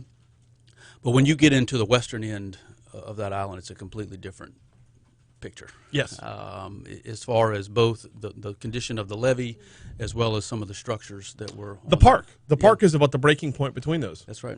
Well, and you saw the pier that was completely severed in half, which is, but it just goes to kind of show you the scope and scale of all the damage on Grand Isle. So what's next? How does CPRA move forward here? Is it rebuilding what you've already built? Is it attacking new projects? I assume it will all start with lobbying. Well, first of all, I think, the question we always get from people who are skeptical of our work is they say, why are y'all investing all this money in these restoration projects? Because the next storm is going to come in and wipe them out. Yes. And that is not the case. I mean, you've seen Queen Bess, Caminada Headland, Caminada Back Barrier Marsh, some barrier islands that are very much were sustained. I mean, look, there's some impacts to them that we're going to have to go out and address, but for the most part, our restoration projects performed remarkably well. And so I think the first step, Brian, is doing an assessment of all those projects, making sure that, look, we're still in the middle of hurricane season. Yeah. So we need to make sure that all of our flood control structures are operating, that all of our floodgates are working, that there's no damage to levees or the possibility of having levees breach post-storm. And so I think getting assessments of all those, but then it is going to be working like hell over the next several months and years to work with Congress, our delegation, the Corps of Engineers, to show that there are additional areas across South Louisiana that deserve the same level of protection that the greater New Orleans area has. Absolutely. And so you're talking about, just to compare, Lafitte has 6-foot levees. The greater New Orleans has levees up to 32 feet. So the population difference there is significant. Yes. But look, there's gonna be another hurricane that's gonna impact areas in Lafitte, Braithwaite, Hopedale, Delacroix, all of those areas that are outside of levee protection. So I think it's going to be getting the federal government aligned. Use the word lobbying. I say work like hell. Whatever it takes. Yes. And that's the answer. Whatever it takes. All right. So levee systems are easy to understand. Barrier islands are easy to understand. Marshes are not. What does y'all's office do to help maintain those to where they can knock down storm surge? So first of all, we build marsh in two different ways. We either dredge the Mississippi or Atchafalaya rivers or areas offshore, and we pump that sediment inland, or we are attempting to divert the Mississippi River through our sediment diversion program. There are freshwater diversions they're feeding that marsh, and by doing so, you're creating that natural buffer. You're creating wetlands, and people look at that as, well, that's kind of a wildlife, a fisheries habitat. And right. It is that. It is about creating additional habitat for wildlife and fisheries, but it's also protecting the systems that protect us. And I said earlier, when you have wetlands on the ground, for every 2 miles of wetlands that exist, you knock down storm surge by almost a foot. And so those wetlands are working hand in hand with our inland protection systems. And so what's going to happen after Ida is that there are probably going to be some impacts to where we have to go back and refurbish some of these. We have a barrier island maintenance program where we're going to have to probably dredge additional material to make sure that those barrier islands are at the elevation that we need them to, that our marshlands that we've created in recent years, that the vegetation is intact. We may have to go out and do additional plantings, whatever it may be. But our office is focused on, it's not an either or, it's a both and. It's your levee protection and your natural ecosystems. Going to hit you with the dumbest question you're going to get. Oh, boy. I think I've hit you with this one before, but I want a refresher on it. Okay. If every year we're supposed to donate our Christmas trees down to the coast, why doesn't CPRA send trucks through to collect all the debris that's out there right now for the same purpose? Because Dr. Sean Wilson at DOTD collects all the debris. Okay. So look, the Christmas tree, it's a clever idea, but we'll take any help we can get on the coast. Okay. However, I think the coastal program has advanced from the Christmas tree program. Okay. And so we'll take them. Okay. I may send some of our guys over to the Haldane house if you want to get rid of your Christmas tree. We may haul it down. We got a pile of oak branches out in the front yard right now, man. I'll take them. Yeah. I'll take them. No, it has grown in size and scope. It has grown in effectiveness as well. The Christmas tree thing was one of those that they've done for years, but it just I don't know how well it plays. And the hard part about the marsh is when you have a barrier island, you're looking at land. When you have a levee, you're looking at a structure. When you have marsh, you're just looking at more swamp. It doesn't compute the same way the other ones do. Yeah, but there is sediment below. Of course, that marsh, yes, and so we call that multiple lines of defense: barrier islands, your inland marshlands, your wetlands, and then your hurricane protection systems. Multiple lines of defense. He is Chip Kline, head of the CPRA. It's everyone's slow to say anybody did a good job during this because there was so much devastation, but your office really kept this from being worse than it could have been. So thank you. Well, thank you, Brian. I appreciate that. We are coming up on news here at the bottom of the hour. We'll check CBS News first, our own local news after that, of course, traffic and weather. Then we come back. Congressman Garrett Graves' office has been hard at work as well in the wake of the storm, issuing a number of different requests of the White House. We will dive in with Congressman Garrett Graves about everything from a fisheries disaster to touring more with Congressman Carter and Congresswoman Letlow. We'll dive in with Congressman Garrett Graves with D.C. Current coming up next right here on Talk 107.3 FM. Josh Campbell's texting. Look at here. Fox was running all over that. I need you. Hey! Oh, I'm sending it. Well, we can't use that one. Good Lord. This is for Josh Campbell.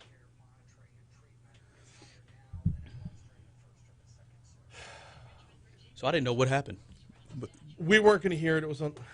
It was over the air, not. When you go to post this online, I need you to grab the audio out of YouTube because hopefully this isn't on YouTube. How can I combat that in the future? I don't. There's an errant command somewhere in the log. Where did Cade go? To fix it, hopefully. I think that's what he said he was going to do. all right. Well, speaking of Grand Isle, we're going down there today. So it's going to be. So yeah, we flew in. We started on the west side, came up one and followed because we followed one the whole way down and just followed it. And I was like, oh my God, this place is destroyed. But when we got to the other end of the island, it was. Well, we came in on the eastern end when I flew it, and I was like, oh yes. And then the further we went, I was like, oh God. What is the But island? the western end has always been the problem area. Yeah. And like people say, oh, it's a dredge. But if you look at the way the waves come in, Okay. it's the angle. It's the craziest thing. Is that something that can be affected with a well-placed barrier island? I think so. I don't think barrier islands are going to do the trick. Really? I think it's going to have to be some sort of barrier. And it's, people don't want to hear that. Is there some kind of magic mix with barrier islands where they need to be out of the water but not so high that they just push water around? Well, yeah, because if you build them too high, you're increasing the velocity in between the barrier islands, which can then cause further. Grand Isle's going to be a tough one. It really is. I mean, at what point do you say enough? Yeah. And it's the island that's next to Grand Isle. I've never seen this before. Grand Terre. Is that there's a fort? Yeah, it's West Grand Terre. Yeah. Okay, what is that? So what the island west of Grand Isle? Yes. No, east. East. That's Grand Terre. Yeah, yeah. It went There's a whole Grand Isle, and then there's like an island that has like a fort on it or something, and then there's Queen Bess. Yes, there is a whole history of that thing, and I can see it's pretty fascinating. But it was the original like fort for Jean Lafitte, the pirate. Was his original initial base was on that area, and then they moved up into. I can see we posted something on our social media about it. I don't know the full history of it, but anyway. So when we post this on demand, I'll make sure it's cleaned up and doesn't have Fox stepping all over us. Hey. Apparently, 2 minutes worth. Sounded clean to me. Yeah, all good on this end. All right, buddy. Y'all have a good one. Appreciate you, brother. Good luck Coming in. Bye-bye. Y'all have a good day. All right, pull up the.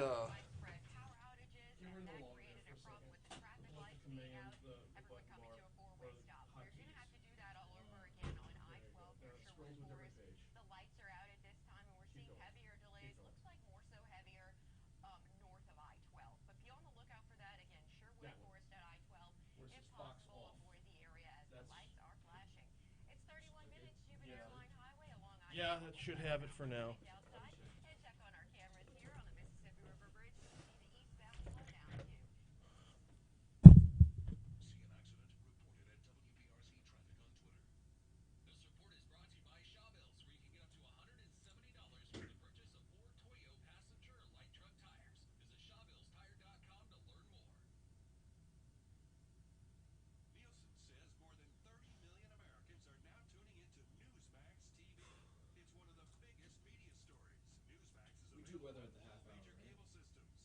Do what?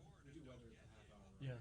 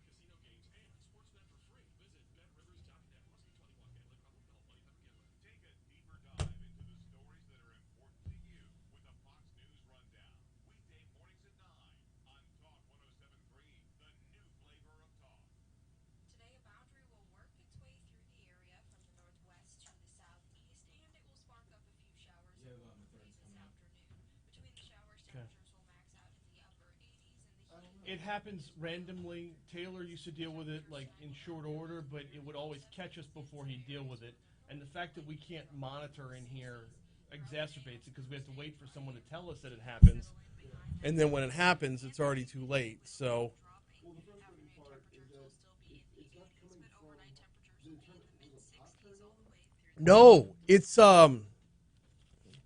that's Congressman Graves right there. It's automated.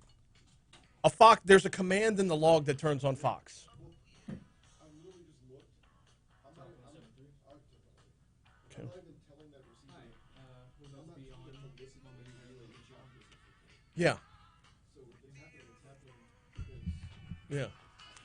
Hang on. 737 Talk 107.3 FM WBRP.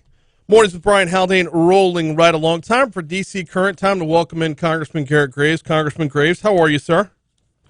I'm doing well, Brian. How are you? I am doing all right. We talked with the Coastal Protection and Restoration Authority in our last segment. Chip Kline was a little miffed. He didn't have any baked goods from you in the studio. Ooh, you know what? I got to tell you, I kind of feel like we've delivered quite a bit for Chip with the billions of dollars. I think that we've saved him and provided him. I think that he could get his own. But I'll take care of that. I'll make sure we cook for him. I mean, but, I didn't realize I was setting up for a spike on that one. Wow. Yeah, okay. Yeah. No, look, I mean, I think, Brian, I think the deal is the Chip needs to be happy that he's got electricity right now because we've got a lot of people around the state without it, Oh, and we really need to focus on just trying to get folks back to a little bit more stable condition, which I know he's working on as well. No, he absolutely is. And once you run the report card on everything that happened during Hurricane Ida, the efforts of CPRA, and you're fully aware of this because this involved where you were at before becoming a congressman, from Katrina to now have been monumental, to say the least. Well, and that's, I think, just the lessons learned here. We made huge investments on the hurricane protection system in the 5 parishes after Hurricane Katrina, down in Plaquemines and St. Bernard and Orleans and Jefferson and portions of St. Charles Parish. And that system performed well. And had that investment not been made, I think we would have seen billions of dollars in additional damages. I think we'd see countless lives that have been lost. And so, look, the lesson learned here is that it can't just be in areas that were hit in the past. We've got to be proactive. We've got to make investments. I know that Chip Kline and others certainly that have been through this, the levee boards across the state feel that way. But we've got, and I've tried to impress that upon the president when I met with him last week, to make it clear to him that we've got to make these proactive investments in some of our communities in order to make them safe and not have to go through the devastation we've seen from this storm. Your office is working in a number of different aspects when it comes to recovery from Hurricane Ida. I would like to start with the Blue Roof program, if we could, and that is you're asking for FEMA to reevaluate the parishes that are included in the Blue Roof program. Who's not in that should be in? Well, you know, based on our look right now, I think that parishes like East Baton Rouge deserve to be in the program. The deal is that you have 13 parishes that were initially included. We started talking to the Corps of Engineers and talking to FEMA about which other parishes should be included, and we were able to convince them to add Assumption and St. Helena parishes into the Blue Roof program. But the calculation is really who experienced hurricane force winds, and there are clearly areas in East Baton Rouge Parish that have experienced those sort of winds. Mm-hmm. And so we were able to add St. Helena, I remind you, which is actually north, kind of northeast of East Baton Rouge Parish. And so if they experienced them, I'm pretty confident the East Baton Rouge Parish did as well. And, Brian, here's the thing. Look, this is an inexpensive program to come put a tarp on a roof, but you're well aware of the amount of time it takes in some cases to get contractors when you've got these real surge conditions like we do right now. So someone may be sitting there with no roof, with shingles off the roof, damaged roof, hole in roof for months before they're able to get a contractor, and getting all the rain that we get here in South Louisiana in your home during that period of time, that can cause devastating consequences on that home and significantly drive up the repair costs. So we're just asking them to reevaluate and to come in and add those parishes that deserve it. Yeah, and the Blue Roof program does a different level than just, this isn't like a tarp you'd get at Home Depot or Harbor Freight or something. This is no. It's not going to sustain a hurricane, but it will sustain. For example, we've got a 50% chance of rain this afternoon. It would sustain today's rain. Absolutely, yeah. This is professionally installed. Tarp is a little bit of a misleading term, but it's designed to help provide coverage for those roofs and provide protection.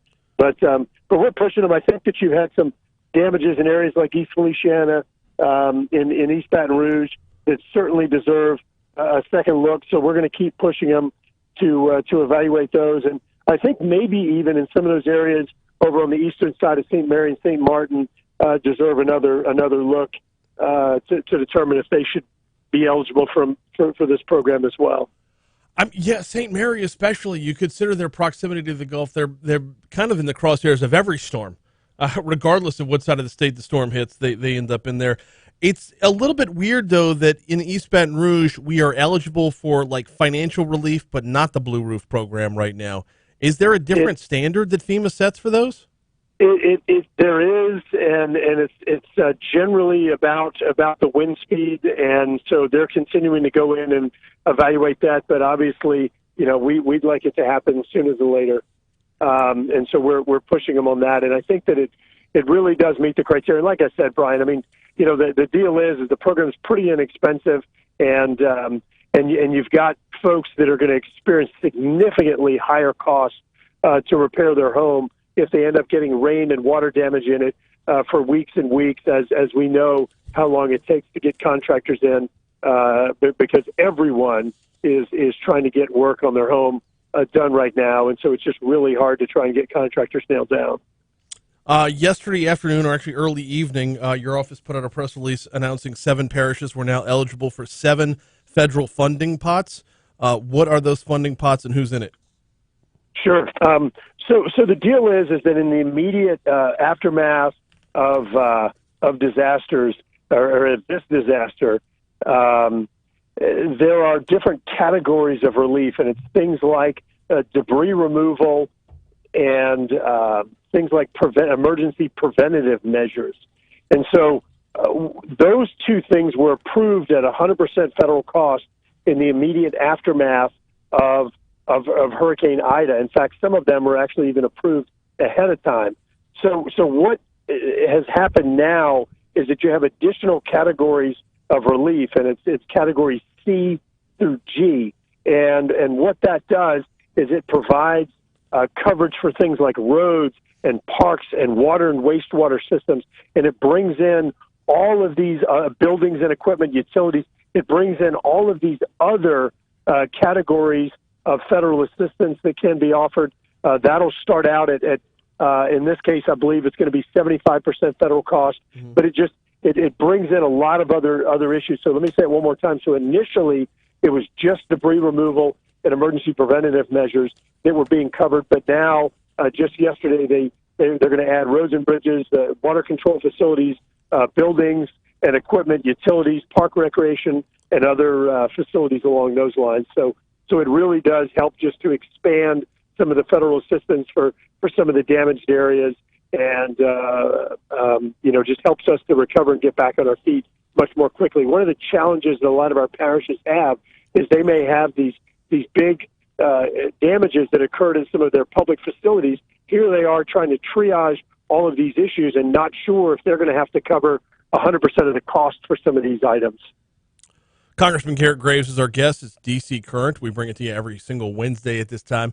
Congressman, let's shift over to fuel. Day before yesterday, you called upon the president to initiate the Cajun tankers to help with the fuel shortage. What is the Cajun tankers, and what's the status of that request?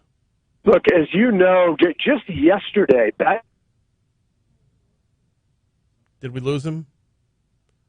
Did we lose the congressman?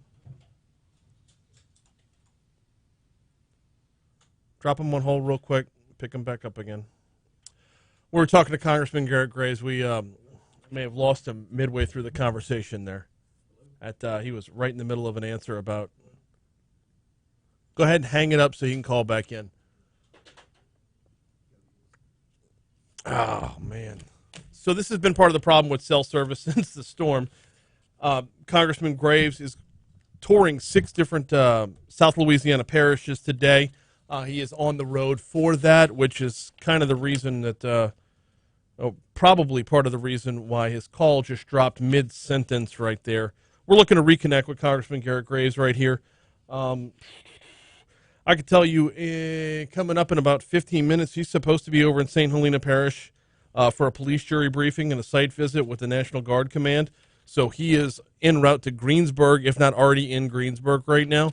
We know that St. Helena Parish has taken a beating from Hurricane Ida. In fact, that was one of the things he was mentioning when it came to expanding the Blue Roof program, was about St. Helena Parish. While we had the congressman on, I saw that Stanley asked on YouTube, will West Feliciana be added to the list for that Blue Roof program? West Feliciana is included in the list for the request. Can't say definitively one way or another whether or not that will actually be added. Hoping to reconnect with Congressman Garrett Graves. You heard it right there. His cell just bottomed out and he disappeared. So hopefully we can reconnect. There he is right there. I'm punching him straight up. Congressman Graves, you're right back on the air. Thank you for reconnecting with us so quickly. I understand you're on your way to St. Helena Parish, if not already there. You there, Congressman? Is he on? Congressman, do we have you? We'll drop him right back on hold. Can you pick up and see if he's there? We might just be dealing with a situation where he's in an area where his cell phone is not going to participate with us today. Let's try. Well, hopefully he can reconnect one more time. There it is. Give us 1 minute, folks. Live radio. All right. There he is. Congressman Garrett Graves. You there? Yeah. Hey, All right. sorry, in a bad area. No, I understand. Well, you're actually on your way to the police jury briefing site visit in St. Helena Parish, and if you're not already there. And we know that St. Helena took a beating from an electrical standpoint. I would imagine from a cell phone standpoint, it's probably in that same boat. They sure did. I was in the middle of asking you about the Cajun tankers, what they are, and the status of that request. Yeah, so I'm not sure how much you caught there, but we've been in touch with White House. Bottom line is that we've powered these adjacent states' economies. We've given them fuel for decades. We need some help now. I think bringing in fuel from adjacent states, also having that tanker capacity here in Louisiana to help us to further distribute fuel from some of our refineries is something that will get us back online. Nearly 70% of the gas stations in Baton Rouge, New Orleans, yesterday were without fuel. That's unacceptable, and it does have consequences, including life or death. We've had people that have died because of their inability to keep their insulin cool, and we've had people die as a result of their inability to power their oxygen machines. This is unacceptable in 2021 in the United States of America, and we've got to have faster solutions. The status of that request is where right now? So some trucks have been brought in. One of the other things that the White House is sort of offered as an alternative is bringing in additional National Guard trucks and having Department of Defense bring the capacity in. So not at the level that we've asked for, but there is there are additional trucks that are coming in from adjacent states as well as Department of Defense assets that you're bringing fuel into. We got Congressman Garrett Graves for another minute. You've got a big tour going on of 6 different South Louisiana parishes today. What's on tap?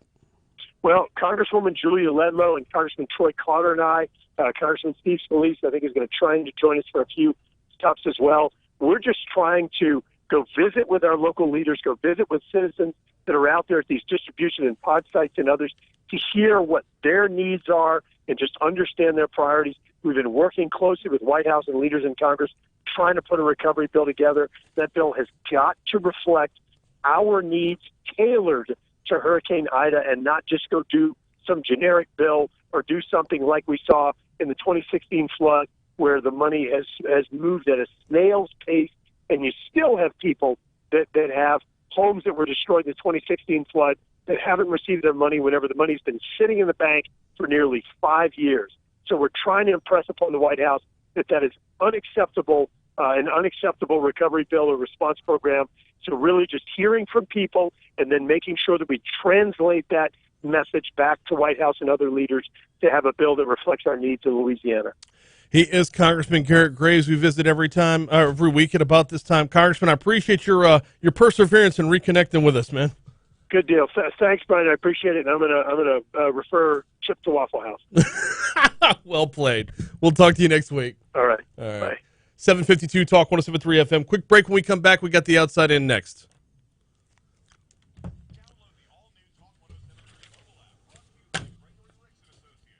I'd sent Cade down. I ran long with the congressman because we ended up missing out on. So you're willing to talk about this case that you're involved in? We talk about what happened yesterday. We can also talk about the negligent homicide swimming pool case. Woman got arrested for negligent homicide. Kid was found. Yeah. I don't know who this. You didn't need to pantomime that. That was gross. That's a New Jersey. I wasn't a judge. Didn't mean to pantomime. Just kind of happened. Talk about whatever you want to talk about. Is there anything I'm talking about? The Jinx? The Jinx? Remember the Jinx? It's like a 4-part documentary on HBO. Oh, yeah. Where he, Here. Last episode, he's using the bathroom and his mic's still hot. Here.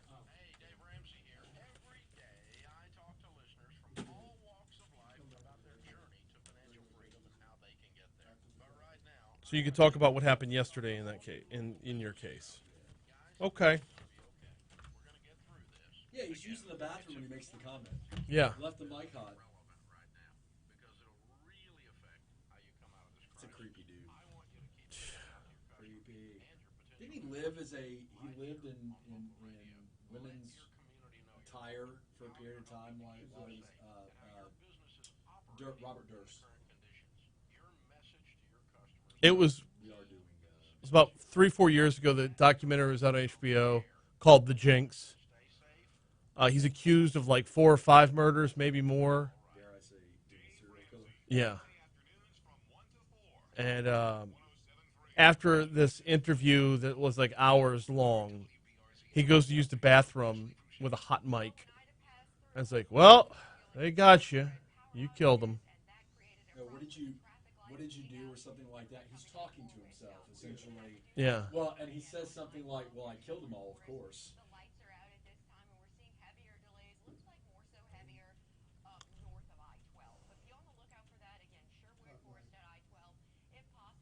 Don't make a confession.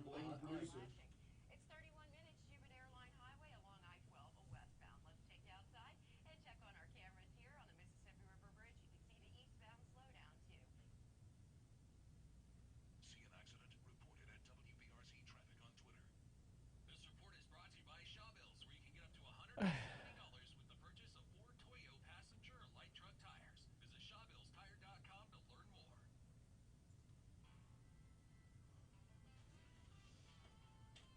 Why does he do this stuff?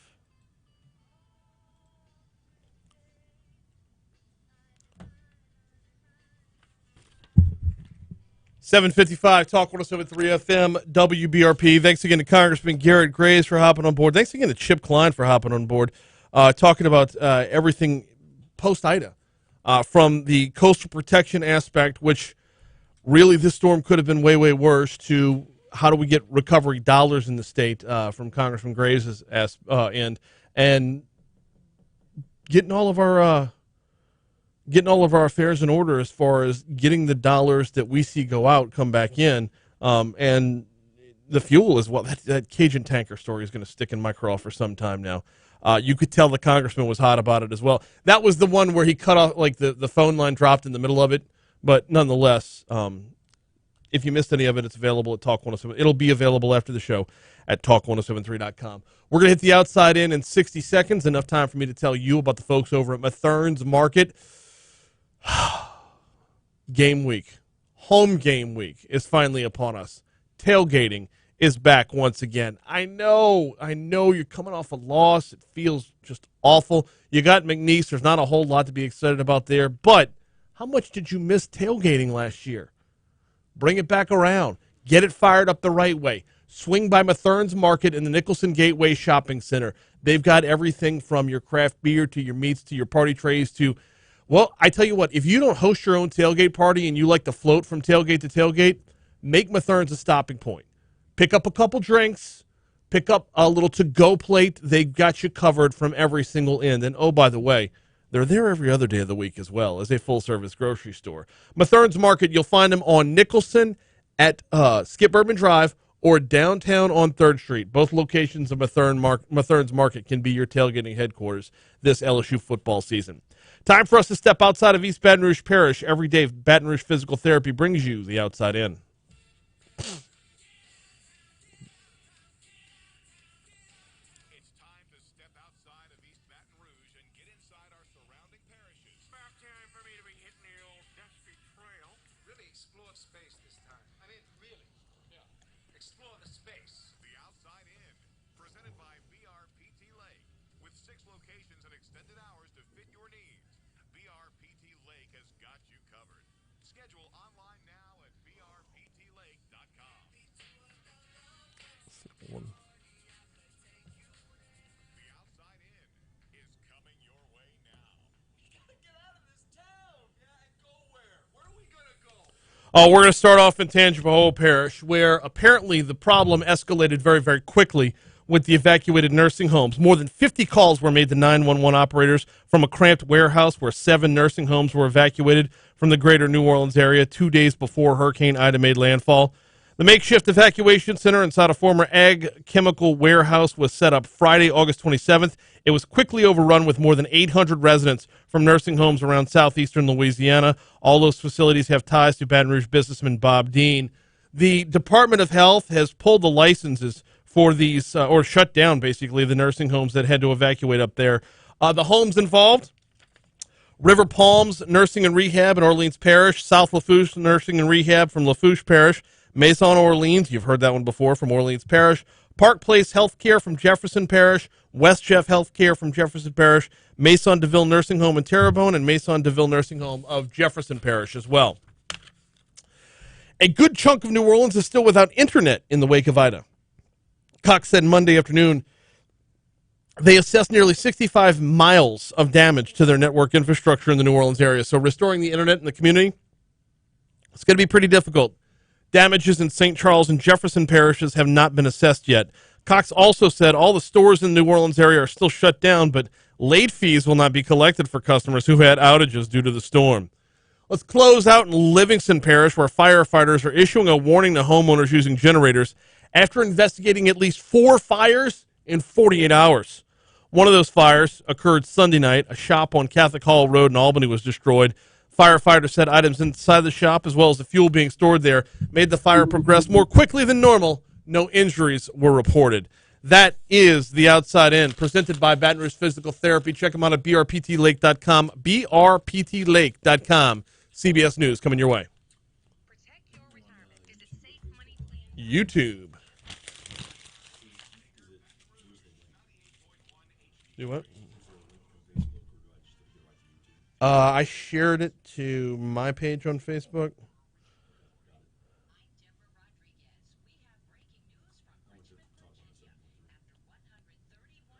Yeah, I can't post there. Hey, what's the rundown for? You got a show Friday? You do? Okay.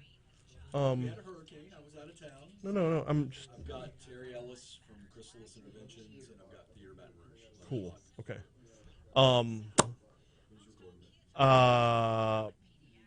It's gonna be me and Chuck. There should be no issue. Okay.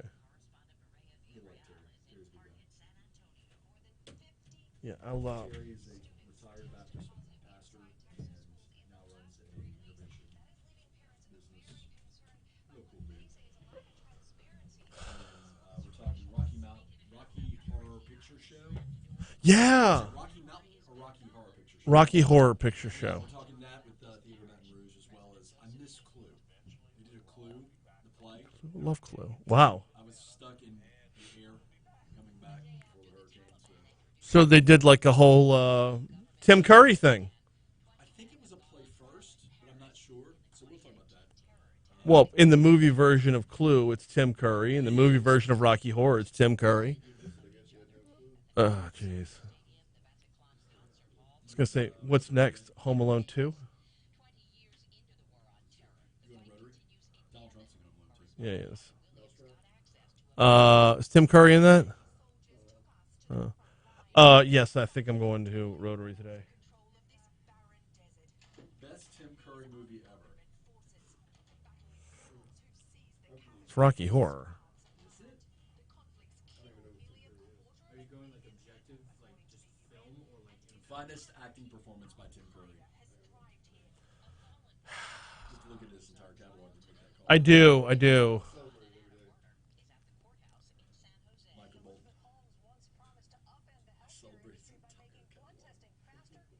It was pretty good. He was pretty good in it. he's pretty scary as Pennywise. Yeah. He played the devil in Legend. Do I traffic then weather and then hour 3? Yeah. I'm surprised you didn't mention it sooner. I haven't seen it. Either of them? No. I'm not a big horror guy myself. He was in Hunt for Red October. He was. He was in Congo.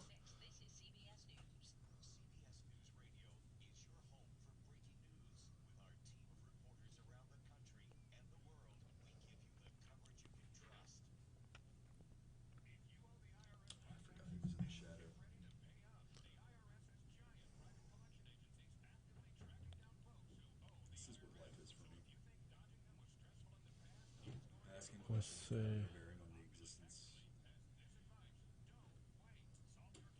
His net worth is approximately $14 million. I would have thought it would have been more. He was funny in Scary Movie too. It's a spoof on Scream and all the other horror movies. He was the butler.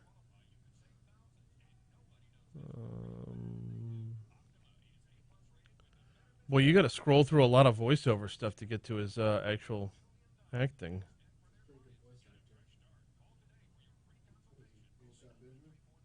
No, Tim Curry.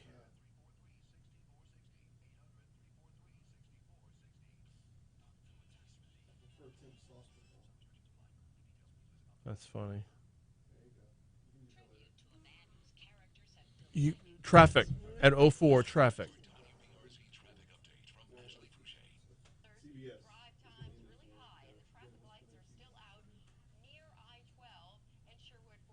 We can have a lot of fun with this. I don't think that should come in.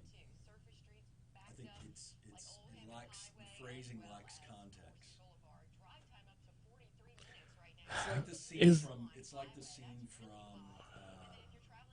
My Cousin Vinny. I killed those guys. Yeah. I killed those guys. I shot the clerk. I shot the clerk. I shot the clerk. Yeah, the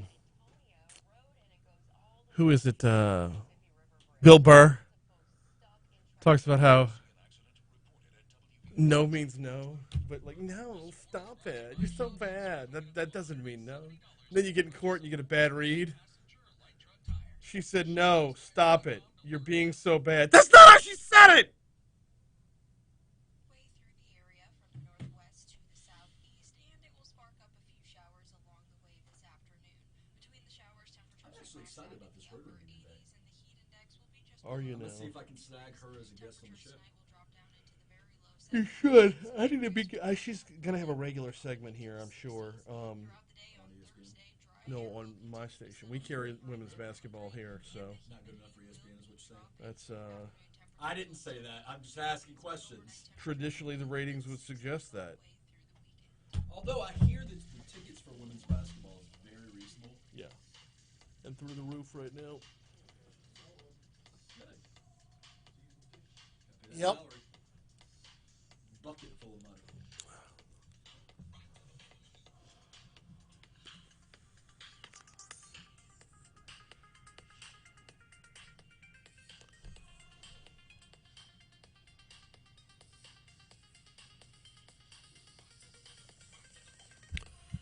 .806 Talk 107.3 FM WBRP Hour 3 of Mornings with Brian Haldane coming your way right now. Brian here with you. Jake producing. We are rolling right along. We've got attorney Franz Borghardt going to be in our next segment for Legally Served. Yeah, it's not the normal time we do Legally Served, but sometimes life happens, and life takes precedence. But got a couple of different stories to talk about in Legally Served, one of which is, I hope we can get to this, it's called back to a documentary called The Jinx. Don't know if you remember this or not. It was a few years ago. I believe it was on HBO. And it was about Robert Durst, the former real estate mogul, I should call him a mogul, accused of multiple homicides, and had a moment on a hot mic that might come back to haunt him in a courtroom, not just from a documentary standpoint. We'll talk with attorney Franz Borghardt about that and a few other cases as well. Also, this hour, Hillar Moore will be in studio for On Air with Hillar Moore. We do this every single month. It's supposed to be the first Wednesday of the month, but had to push back this month because, well, a hurricane hit last week. You know, these things happen. Right now, though, it's the part of the show where Jake takes us back in time. It's time for This Day in History.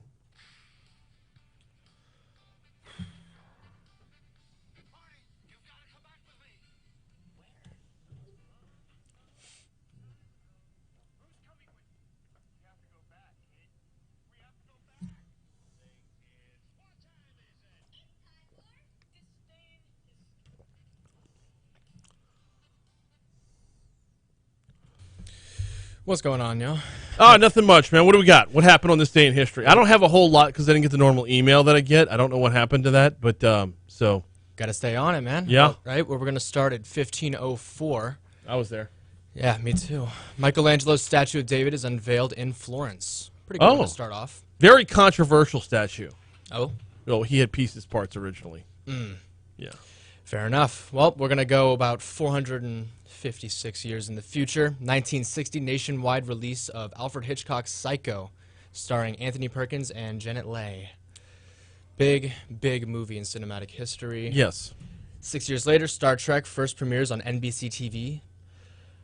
1973, another Star Trek thing. Big Star Trek day for people. Star Trek animated series premieres on TV. Interesting. Why so much Star Trek today? I have no idea. I'm not a big Star Trek guy, but hey, shout out to anyone who listens or watches Star Trek. Gotcha. Same year, 1973, Hank Aaron sets record of most home runs in one league, 709. Wait. How is that the most? Didn't Babe Ruth have 714? That's what it said on the website. Okay. Could be wrong. 1985. I don't know exactly how to spell or say this person's name right. I'm going to do my best. Ellison Gibbons sets 24-hour women's swim record of 42.05 miles in 25-meter pool. Okay. That's a lot of laps. Yeah. 1986, The Oprah Winfrey Show is first broadcast nationally. And just as recent as 2 years ago, 2019, U.S. Open men's tennis, Rafael Nadal defeats Daniil Medvedev of Russia to win his 19th Grand Slam singles title and 4th U.S. crown. It was on this day in 1974 that former President Gerald Ford pardoned Richard Nixon. Interesting. Yeah. All right, well, we're going to get over to the birthdays. We Got have a lot of those. A lot of birthdays today. We'll start off with Wiz Khalifa turning 34. Of course. Bernie Sanders turning 80 years old today. Avicii. Wait, Bernie Sanders is only 80? What do you think he was? Like 118, 119? Give or take, maybe a half century. At least. All right, well, we're going to get to Avicii now. Sadly passed away a Rest couple in years peace, ago. yeah. Great GJ. Pink turns 42. Martin Freeman, the Hobbit himself, turns 49. We got some soccer players over in Europe. Bruno Fernandes, 26. Gylfi Sigurdsson, 31. We have David Arquette turning 49. David Arquette? Yeah. Saw him. I had to put him on there. Okay. And this will be a kind of a lesser-known person, but David Vonderhaar turns 48. Anyone that plays video games knows who he is. Couldn't find any deaths that I really could have made note of. Birthdays, Mo Cheeks, Sixers great. Latrell Sprewell, Choka coach. Tight end Tyler Eifert, and Saints safety. We all know him for tackling a ghost against Minnesota, Marcus Williams. Can't believe I missed those. All right, well, I had no deaths to report, but we'll just get Same. right to holidays. Okay. International Literacy Day. Read about that. National Iguana Awareness Day. Okay. I love iguanas. See them all the time out here. World Physical Therapy Day. Okay. Can always do some therapy. Those Shout out to BRPT Lake. It's also Star Trek Day. Yeah, apparently it is. Well, no, it actually is. Oh, On for this real? day, we honor the premiere of the original Star Trek series. It is Star Trek Day. So there you go. Yes, that makes sense. But that's all the holidays I have, and that will conclude this day in history from me. Thank you much, Jake. Greatly appreciate it. We are due up for a break. When we come back from that break, time to talk with Franz Borghardt. Legally Serves coming your way next. Wait, I didn't read the rest of it. I just saw the head. Just knock yourself out.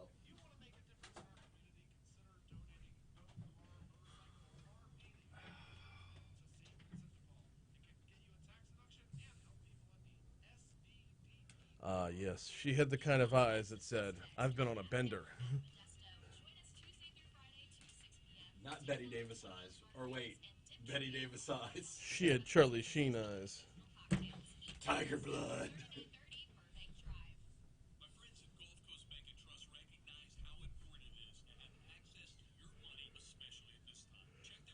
A tense standoff between Florida authorities and an armed suspect became even more dangerous over the weekend when a naked 28-year-old woman suddenly drove into the crime scene on a golf cart, according to reports. The woman, identified as Jessica Smith from Boston, had a distinct odor of alcoholic beverage coming from her person. No shit. No. And she was completely nude. No.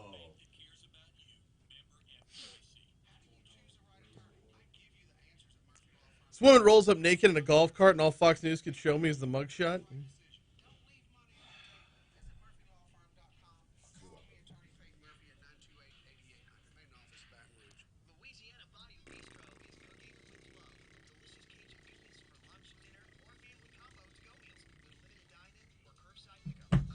So yeah, I've seen Coach Mulkey speak 3 or 4 times now, and it's been damn near the same speech every time. I'm okay with that.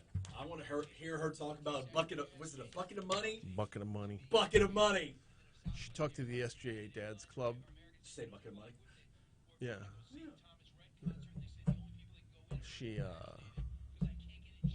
She basically gave like a 3-minute speech, then opened it up for questions for the rest of the That's thing. pretty good. I like that. I like someone that opens it up for questions. I'll talk about coaching. I'll talk about my personal life. I'll talk about my sex life. I'll talk about my boy Kramer. She said that. Kramer? Yeah. She has a son named Kramer?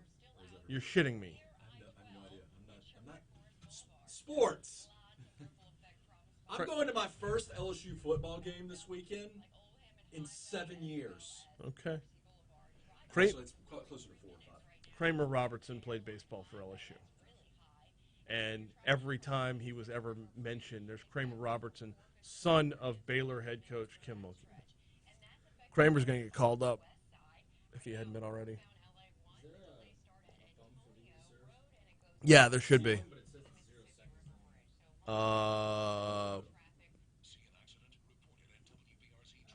Just try it.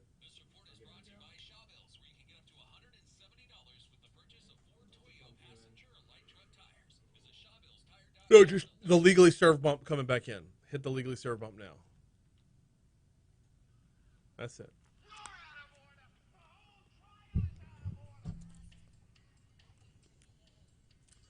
We'll get your pickup next week. Let's.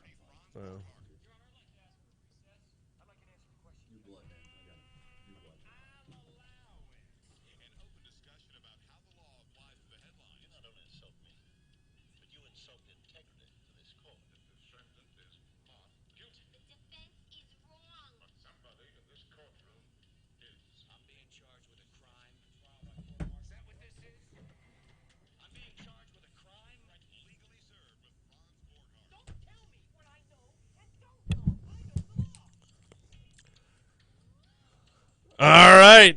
If you waited, it's payoff time. Attorney Franz Borghardt is in for Legally Served. It's been a minute. It's been a minute. It's been a minute plus an hour. Yeah. So I appreciate you accommodating. Of course. I had carpool, and you know what carpool's like, right? I love carpool. I love carpool, except normally Wednesdays I don't have carpool. So turn it off now. So Thank you. yeah.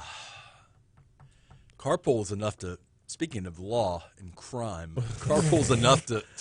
I don't know why you hate on this so much. It's remarkably my best efficient. Time with my son is the 15 to 30 minutes in carpool line, which is remarkably efficient when looked at through a larger prism. So on the back end, I do extended care.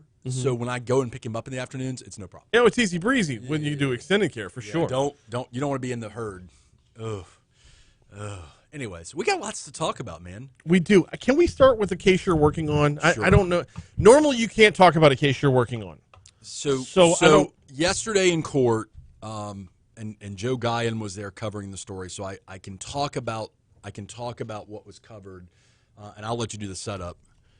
Sure, except pronouncing this woman's last name is a chore. I have trouble with it too. We'll call her Bridget. Okay, Bridget DiGirolamo? Yep. Okay. Bridget DiGirolamo is the Baton Rouge teacher who was accused of threatening car passengers with a gun for driving down her flooded street this past summer. She has pled not guilty to felony charges filed against her. Correct. She was a PE teacher at Broadmoor Elementary School at the time of the July 6th incident, but was fired 3 weeks later, entered not guilty pleas Friday to 3 counts of aggravated assault with a firearm. Each count is punishable by up to 10 years in prison. So she's pleading not guilty. So I represent her. Mm-hmm. She has maintained from day one that she, one, never pointed a gun at anyone. She did have a firearm. Mm-hmm. And two, she only drew her firearm because she believed that the other vehicle had a firearm. And in fact, after the incident, the so-called victims in the case posted on Nextdoor app as well as on social media the entire incident on video. Okay. In the video, one of the individuals screams, "We have a gun too." Really? Yes. So I filed motions for discovery. I wanted a copy of the video that's in evidence, and the video that's in evidence is not the same video and doesn't include the portion about that we have a gun too, as I have. So yesterday in court, I just put on the record that I've tendered to the state of Louisiana my video. It's called reciprocal discovery. Yeah. So I can't ambush the state any more than the state can ambush me. If I plan to use a piece of evidence in trial, I have to give it over. So it changes the context of what we believe happened. She has the right, if someone has a firearm, she has a right to draw a firearm. Now, pointing a firearm could be ag assault with a firearm. Drawing a firearm is not a crime. Right. In fact, you're allowed Having to. a firearm, you are allowed to open carry. Yeah, having a firearm is not a crime. So this is becoming an interesting. I mean, we believed this was the case from the beginning, but this is becoming a more interesting case So now. she said she believed they had a firearm. Do you have a timeline problem with if they say we have a firearm too? Her position is she saw the firearm, she knew they had a firearm, she believed they had a firearm, and then when she screamed screaming out, "Hey, we have a firearm too!" all of a sudden it escalates the situation. Now remember, and that's confirmation of what she already believed. So remember, fact not in dispute. They're driving through an area that's flooding. My client has previously lost her home based on flooding. My client does in fact hit the back of their car with a baseball bat. Yes. Okay, so that's a fact not in dispute. No damage. The driver gets out of the vehicle and confronts her, and then there is some other things that progressively go from there. So it became. The sad thing about this was this had nothing to do with race, and it became a topic that had to do with race because the individuals that are in the vehicle are African American. My client's white. She was painted as a Karen. All this stuff. She immediately lost her. By the way, she immediately lost her job. Yes. Yeah, and probably not going to be rehired anywhere else. Probably not as school teacher. And the instant comparison here is to the couple from Missouri. Right. And there's no way around that. Right. But when I say it has nothing to do with race, it's easy for me as a white male to say that. I get that. I'm telling you, having watched the entire incident, it didn't have anything to do with race. So let's talk about, well, I don't know if you can talk about, what were they doing there in the first place? Do they live in the neighborhood? I believe they were on their way to a dentist appointment, and I think they were just traversing a street. Okay. And I think that's their version or their rendition. And look, let's go bigger picture. Let's go macro. Baton Rouge with streets flooding. Yeah. Do people drive on streets and create wakes? Yes. Yes. In fact, Senator Claytor tried to create legislation, I don't know if he succeeded or not, that dealt with this very issue of driving in areas that are flooded to create wakes. Why? Because the wakes do what? Damage property further. They push the water further up. They push the water. If the water is almost to your door, they push the water through the gap under the door. So I'm confident that we can prove through witnesses that the house was flooding and that the water did push its way. I'm not saying this entire incident is not good across the board. However, I think it's gotten blown way out of proportion. So I'm hoping over time that we can seek a resolution that's reasonable. It is what it is at this point. But that's why it made the paper yesterday because Joe Guyon was in the courtroom and I put on the record that we had tendered the video. Now look, I'm not saying, to be clear, I'm not saying anything nefarious happened with the video that was submitted into evidence.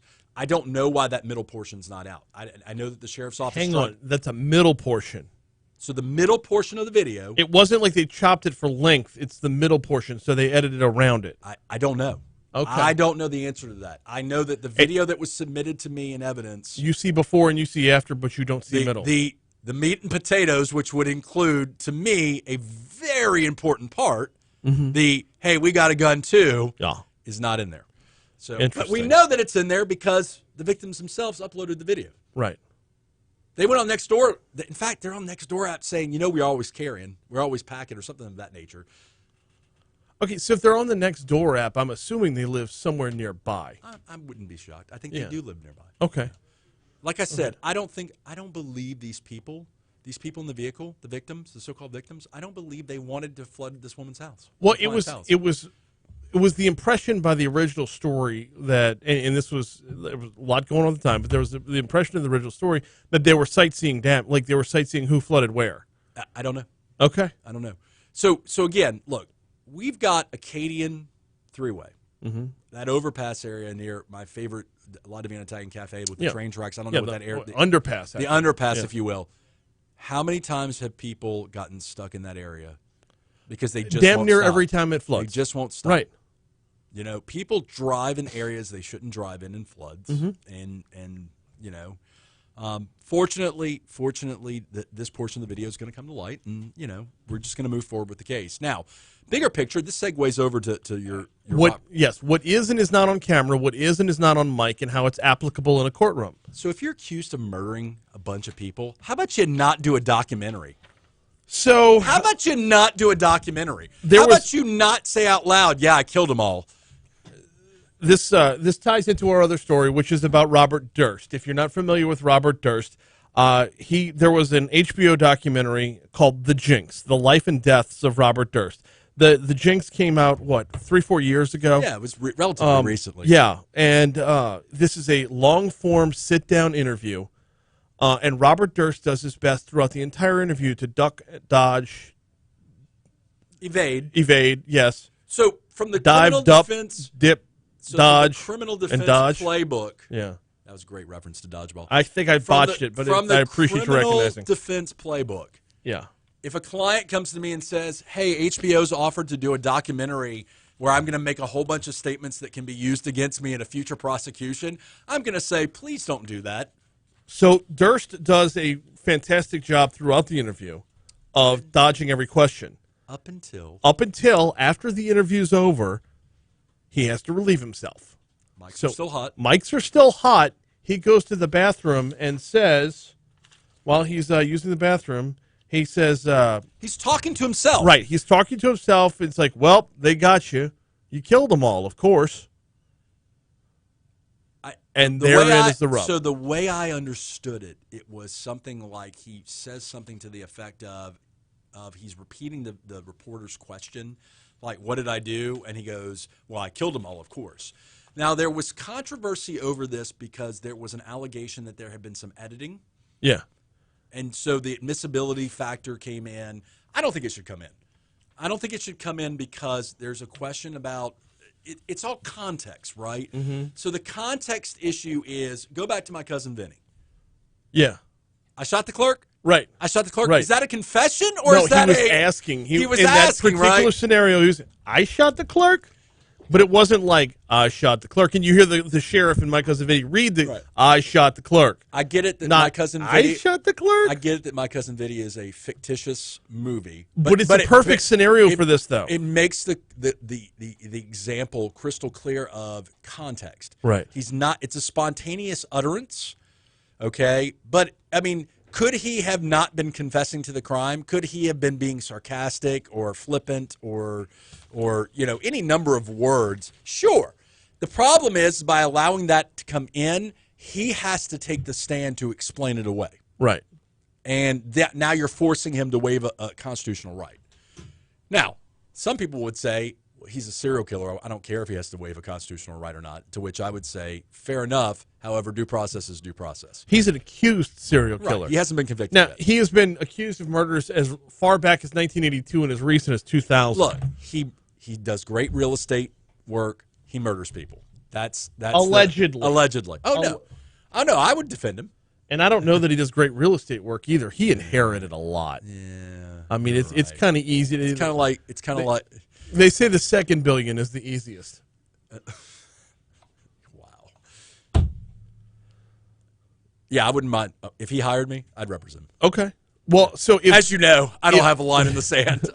There's no line. We know this. So the if there's a question is because the way he portrays that his quote should have gone is they all think I killed them all. Well, instead of I killed them all, of course. That's the argument, right? So the context is really problematic. Now, if I'm the prosecutor, I'd be like, Judge, this is a confession caught on. Nobody coerced him. He's using the bathroom. Right. Nobody's twisting his arm. He's by himself. And by the way, this is what happens when you do a documentary.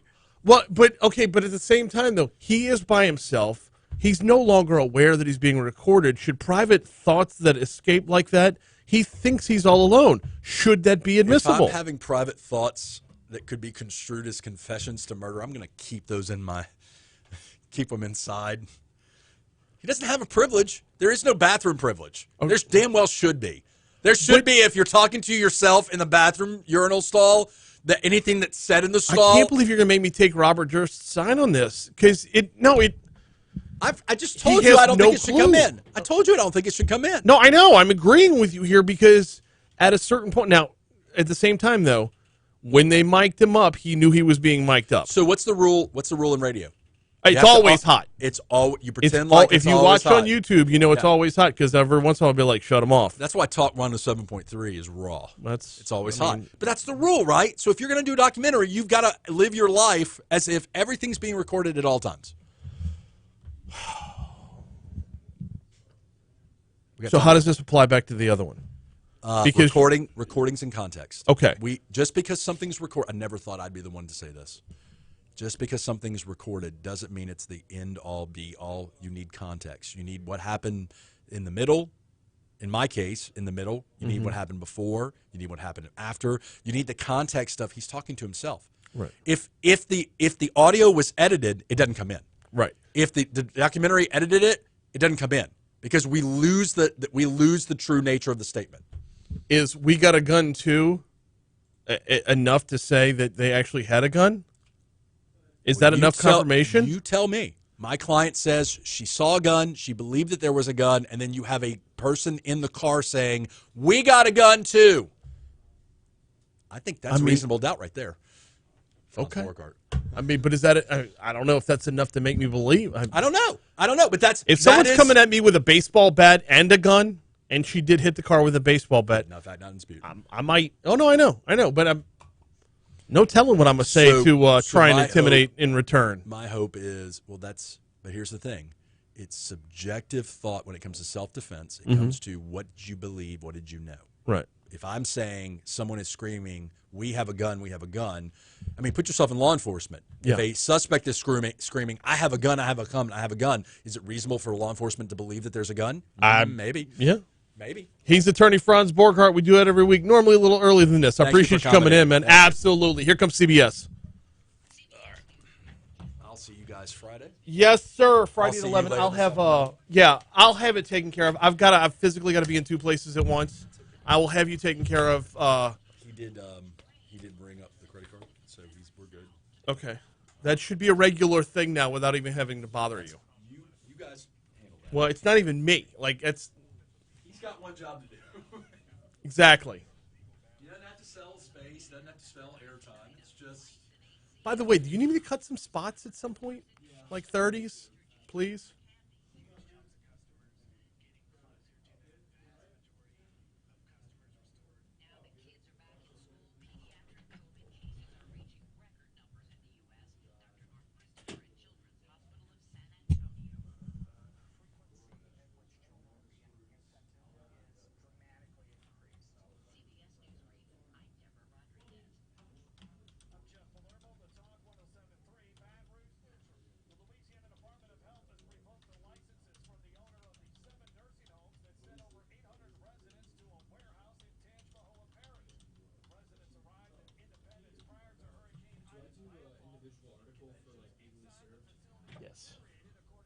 Yes. Also, I've got some notes for you on the digital stuff.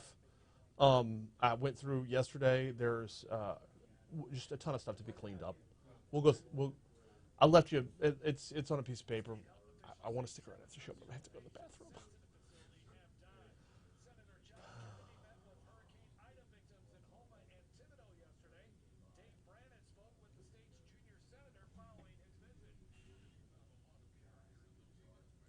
Who is this guy?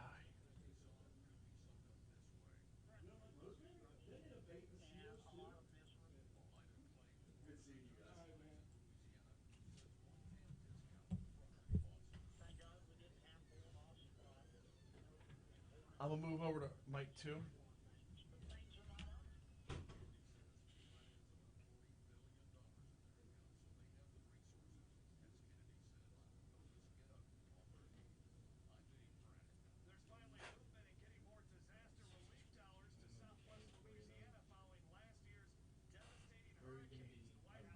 would be on 2, yeah. So, yeah, you gotta. I'll get it.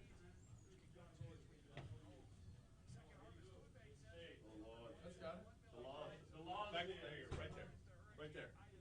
Oh wait, no, a little bit further to the. Make sure this mic gets in there. To the right. All right.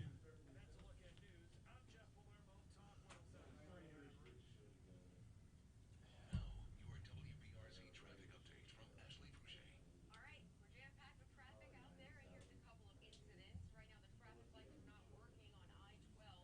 Plus, we have a crash on Airline Highway southbound near the Costco, and that's just south of I-12. Also, traffic is backed Yeah. up coming in from Denham big time. Well, break and then weather. And if I've got any more live reads today, let me know now so that I. Okay. I did my thirds. I should not have Go Slim on a Wednesday. Did I do BRPT? I know I teased it. I did a billboard for it for outside in. I don't think I did a full on live read though. It wasn't in the log yesterday either. There might be a problem with September. I'll find out.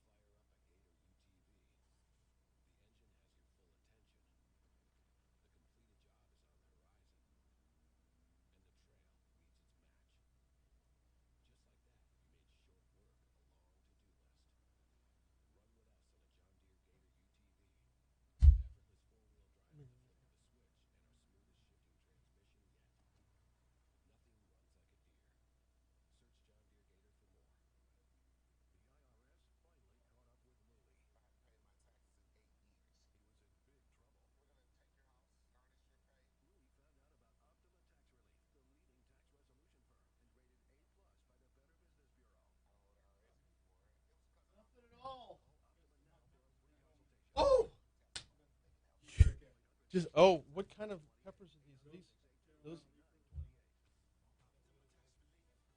Yeah, the Tabasco. I recognize the Tabascos. I didn't recognize the other ones. I will be very, very careful. How you doing, Brian? John Daly.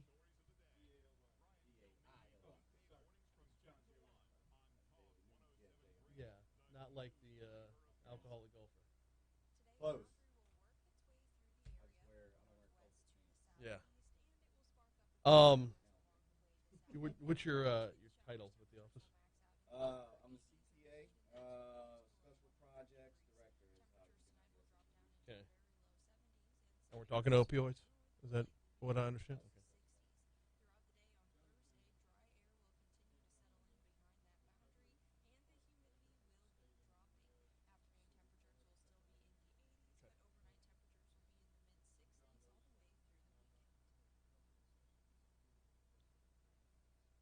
Okay.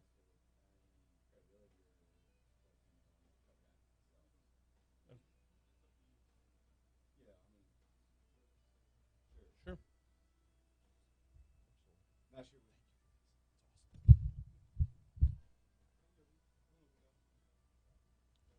Okay, this is going to cover most of it. 838 Talk 107.3 FM, WBRP, Mornings with Brian Haldane, rolling right along. About once a month, we check in with our District Attorney, Hillar Moore, to find out what his office is up to. Hillar, good morning. Welcome back in, sir. How are you? Good. Glad to see you. Sorry we had a miss last week. Well, I mean, it's understandable. Yeah. It's, we all kind of got clobbered by Ida, those of us to the southeast more so than us, but Yeah. kind of tough to do this segment with no power throughout the city. So I appreciate you rescheduling for this week.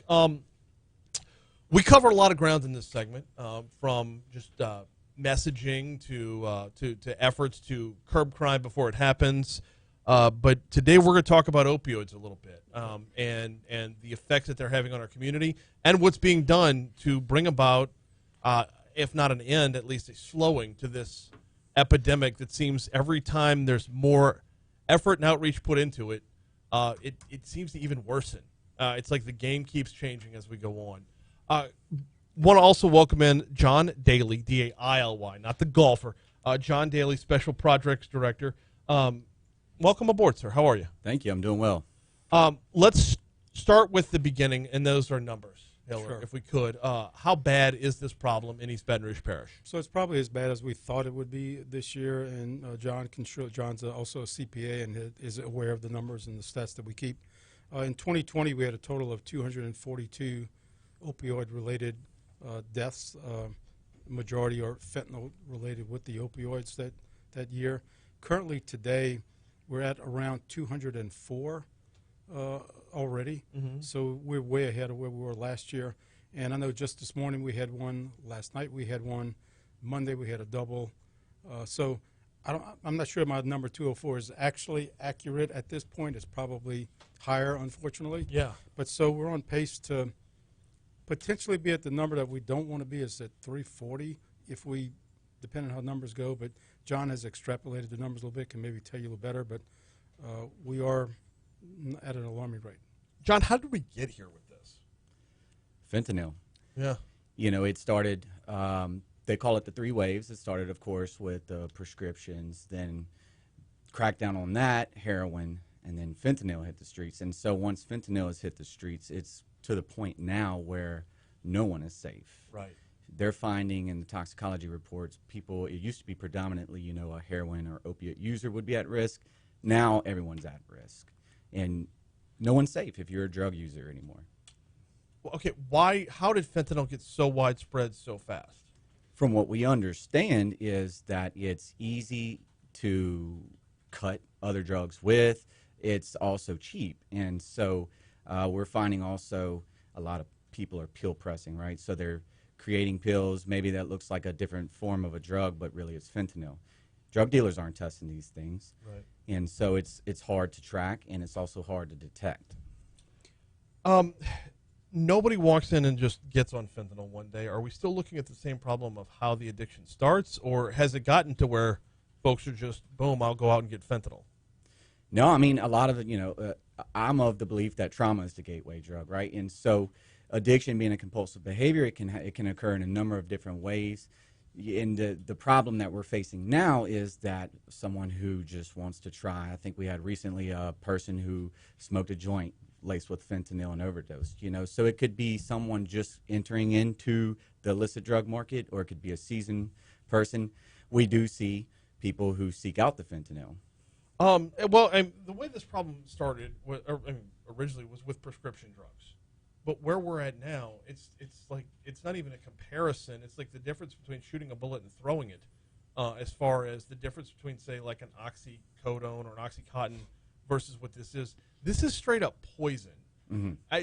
Is there something that I hear the word opioid, and it covers such a wide range of things. Sure. This is so far to the end of the spectrum. Does it need its own designation?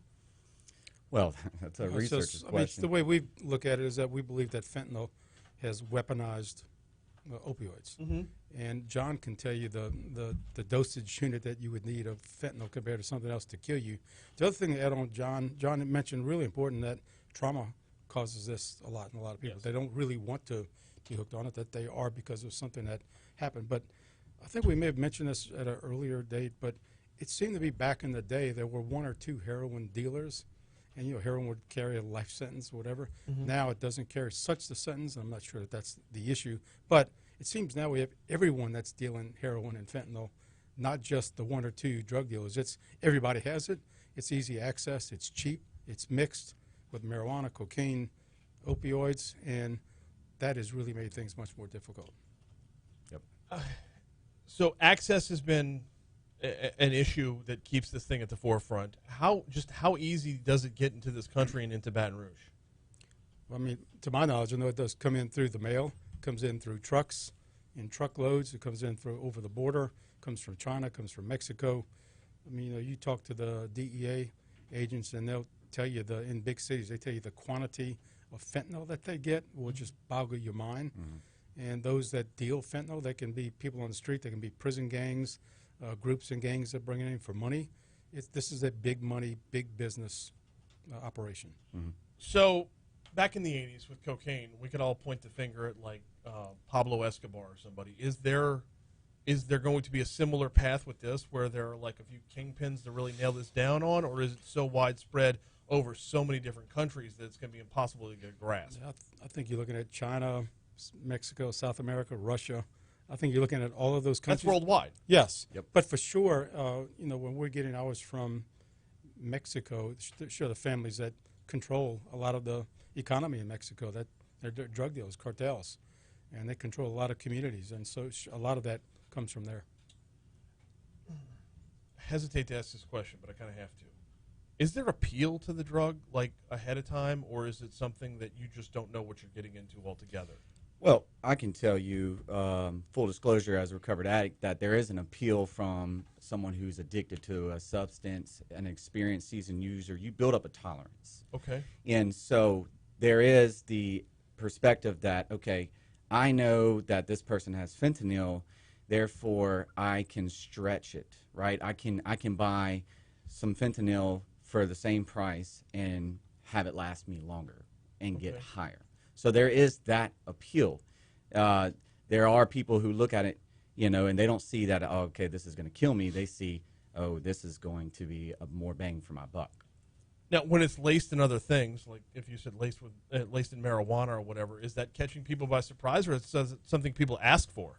It appears to be catching most folks by surprise. According to the investigative reports that we've read into, the folks that aren't typical opiate or opioid users are totally caught off guard.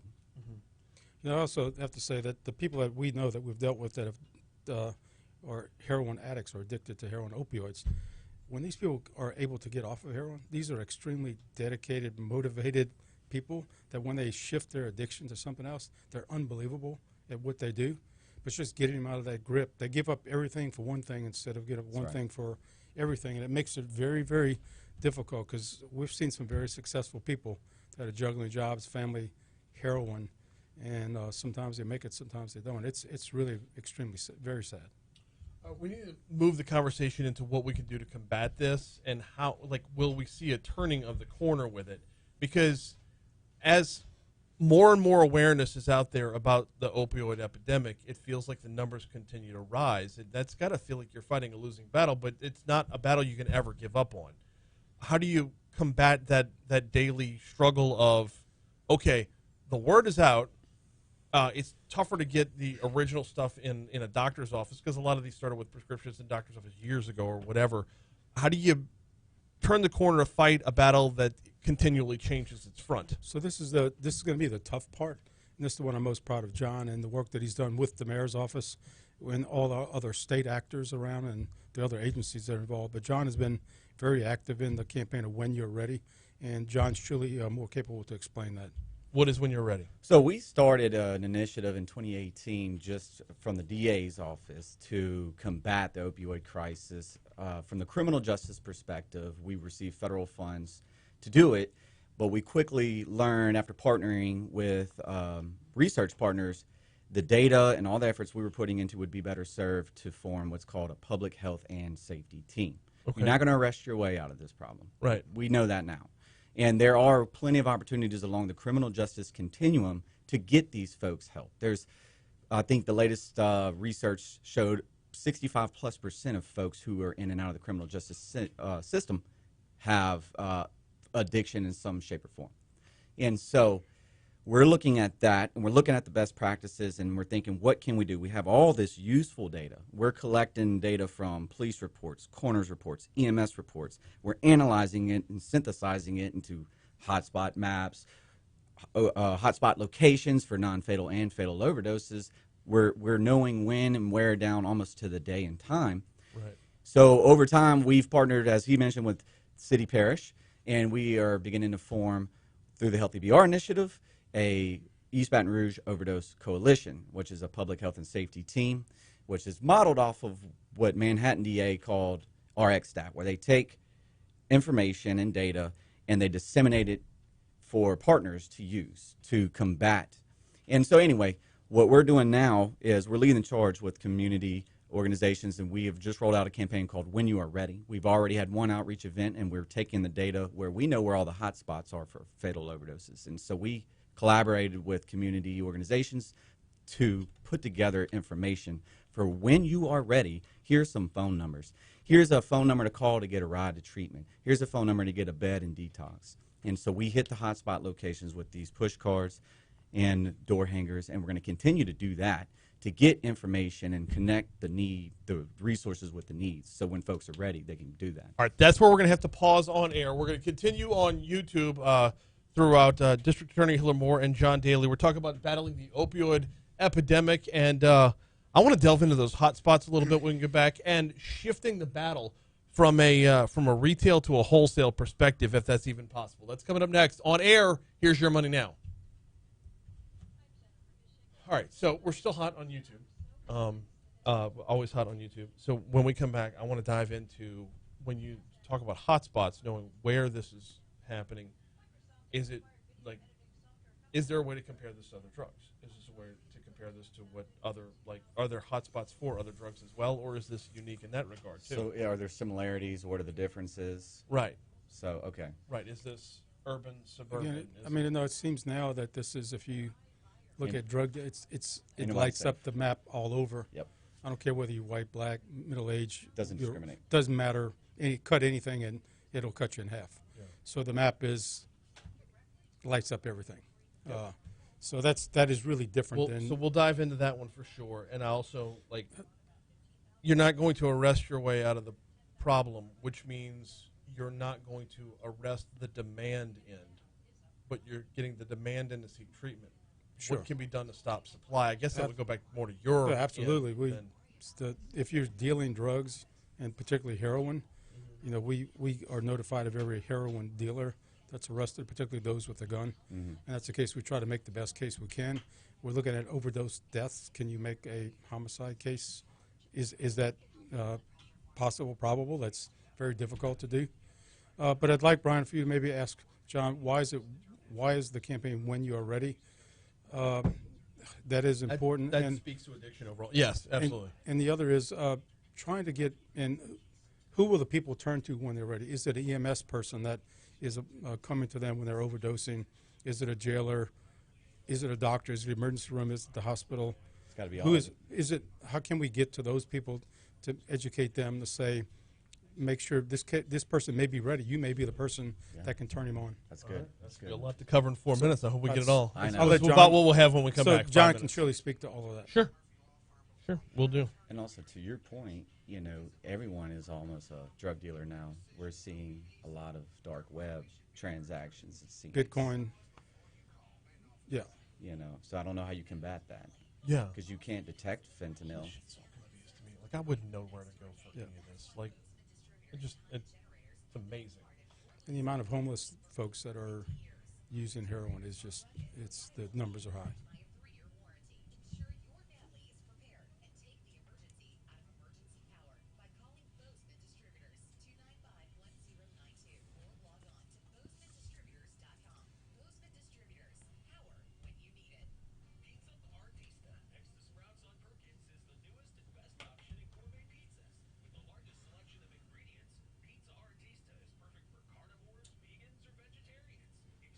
Yeah, this has been because I'll interview Bo Clark probably 2-3 times a year about this specifically, and it feels very, very frustrating because It's like the more we talk about it, the worse, because it just keeps shifting. This started with. So I had a friend who went to Afghanistan very early on. He was building things there. Like, I believe he was building a warehouse. Fell off the roof, broke his back. Was prescribed hydrocodone. What's up, Taylor? And was just like, you need more? You need more? You need more? 5, 6 years worth of this, and then one day it's like, we can't give it to you anymore. Yeah. And if you don't detox that person appropriately, they can die from that. So he came very close to that. He put him back on hydrocodone. And like, he was physically ill every day. Yeah. Like, vomiting his guts out. That's the thing. Even if you aren't like an addict, right? You don't suffer from the mental illness of addiction. You still develop that physical dependence, and you can die if you're not appropriately weaned off or detoxed from it. So eventually comes around to the past. So it just like I've been dialed in on this because of that. Yeah. To the point where like I have a lower back issue, and I just live with it. Yeah. I'm just not. I'm not gonna walk down like that same road. Right. Yeah. Dr. Clark is very knowledgeable and does a very good job of keeping details on what these people are overdosing on. He's done a great job. No, he's ridiculously good. Yes. Among the best. But to see the evolution of the enemy, I guess would be about the way to put it. Yeah. To see the evolution of the enemy in that, like, okay, this started off in doctors' offices, but now doctors have been shut down. Yeah. I mean, you try and get a legitimate prescription for a pain pill it works as a pain pill, not as a long-term solution, and that's the problem. Was it was used as a long-term solution, but for a short-term thing, it works as a pain pill. Fentanyl, I could tell you firsthand, when we were having our third child, was the first time I noticed. I don't know what was in the mix, but as we're in the delivery room, I'm looking at what's being pumped into my wife, and I saw that word come across, and I got scared. Yeah. Like, but that's different. That's not what's out on the street. The illicitly manufactured fentanyl is what's on the street. And I mean, 1 grain of salt the size of fentanyl can kill all 4 of us. Really? It's 50 to 100 times more potent than heroin. So, John, what about all the folks that are suffering from COVID that go on the vent that are given hospital fentanyl? What's their chances of being addicted? Yeah, I mean, what does it take, a week, 2 weeks to develop that physical dependency? Yeah. I mean. God, I wish we had more time. Yeah. The turnaround time for the dependency is so much shorter. Oh, yeah. That's ridiculous. Especially with fentanyl because it's more potent. Yeah. So it could be 3-4 days of it. All right, we had 4 minutes till we're out, so let's run. I'll try to be concise. 8:56 Talk 107.3 FM WBRP mornings with Brian Haldane rolling right along on the air with Hillar Moore. We do this once a month. John Daly is in with us. We're talking about battling the opioid epidemic. We got a lot of ground to cover in our remaining time, so I want to actually let's start with it's called When You Are Ready. Why is it called When You Are Ready? Because a person needs to be willing to change, right? And so that change usually happens when there's enough pain to motivate them. So when you are ready to change, here are the resources, and that's why we named it When You Are Ready. It's amazing no matter what the problem is in life, whether it be quitting smoking, kicking a drug habit, finding a new job, losing weight, no matter what, the person has to want to do it in order to get it done. Where's it most effective? Who are folks turning to when they find that they are ready? Sure, and that's a great question. Oftentimes, the first responders are going to be the people that may be most effective in these situations because typically in an overdose, 911 gets called. Right. And so it'll be the EMS or it'll be the police officer, the sheriff's deputy. And so these folks are the people that really need to be equipped with this information, these push cards. A lot of times they Narcan, and they come back from the overdose. Yeah. They may not be ready yet. And so they can leave this information with them. Okay. And when they are ready, they can call one of these numbers. Because, you don't, with something like this, rock bottom and death are not that far from each other. That's right. That's it, which is a sad reality. Okay, we were talking about hotspots before. You said we're able to locate hotspots. How do opioids match up? How does fentanyl match up with other drugs in finding hotspots? Is there a way to put a pattern on who the users are and where they are, or is it a lot more random than we've seen with other epidemics? With fentanyl, it appears to be non-discriminatory. It's everywhere. We do have certain hot spots where more congregate and use the drugs, but it's everywhere. It's all demographics. It's all ages. So, and it moves. It adapts. It's not the same place every month. When this comes to hopefully bringing back an end to the epidemic, but at least curbing it, there's going to be supply side issues and demand side issues. Demand side issues, that's when you're ready. That's because, like Hillar said, we're not going to arrest our way out of this program or out of this problem. But when it comes to supply side, how much of this is being done on a retail level, and how much can be kicked up to a bigger source? I mean, look, it's all over. It's a really big problem. Yeah. So we're trying to, through the narcotics agents and others, try to locate those heroin dealers through intelligence, actionable intelligence, and make longer-term investigations to make a long-term case and an arrest that you can prosecute in court and know that that's a heroin dealer, opioids that you're getting off the street. And we're seeing that it's fentanyl that they're dealing. Is there a website to go along with the phone number for when you are ready? There it is. It is whenyouareadybr.com. Whenyouareadybr.com. The phone number 788-7788. District Attorney Hillar Moore, John Daly, thank you all so much for coming in today. I greatly appreciate it. Glad to be here. Thank you. Absolutely. Fox News Rundown's coming your way next. That'll, of course, be followed by the Brian Kilmeade Show, then Dave Ramsey, and then Jay Ducote back in the saddle again as he reclaims his afternoon drive slot. I'll be back tomorrow. Patrick Grimion will be in. Don Coppola will be in with Crime Stoppers. We've got a full slate coming your way tomorrow. Thanks for listening. And YouTube, thank you all so much for watching today. I appreciate y'all hopping on board.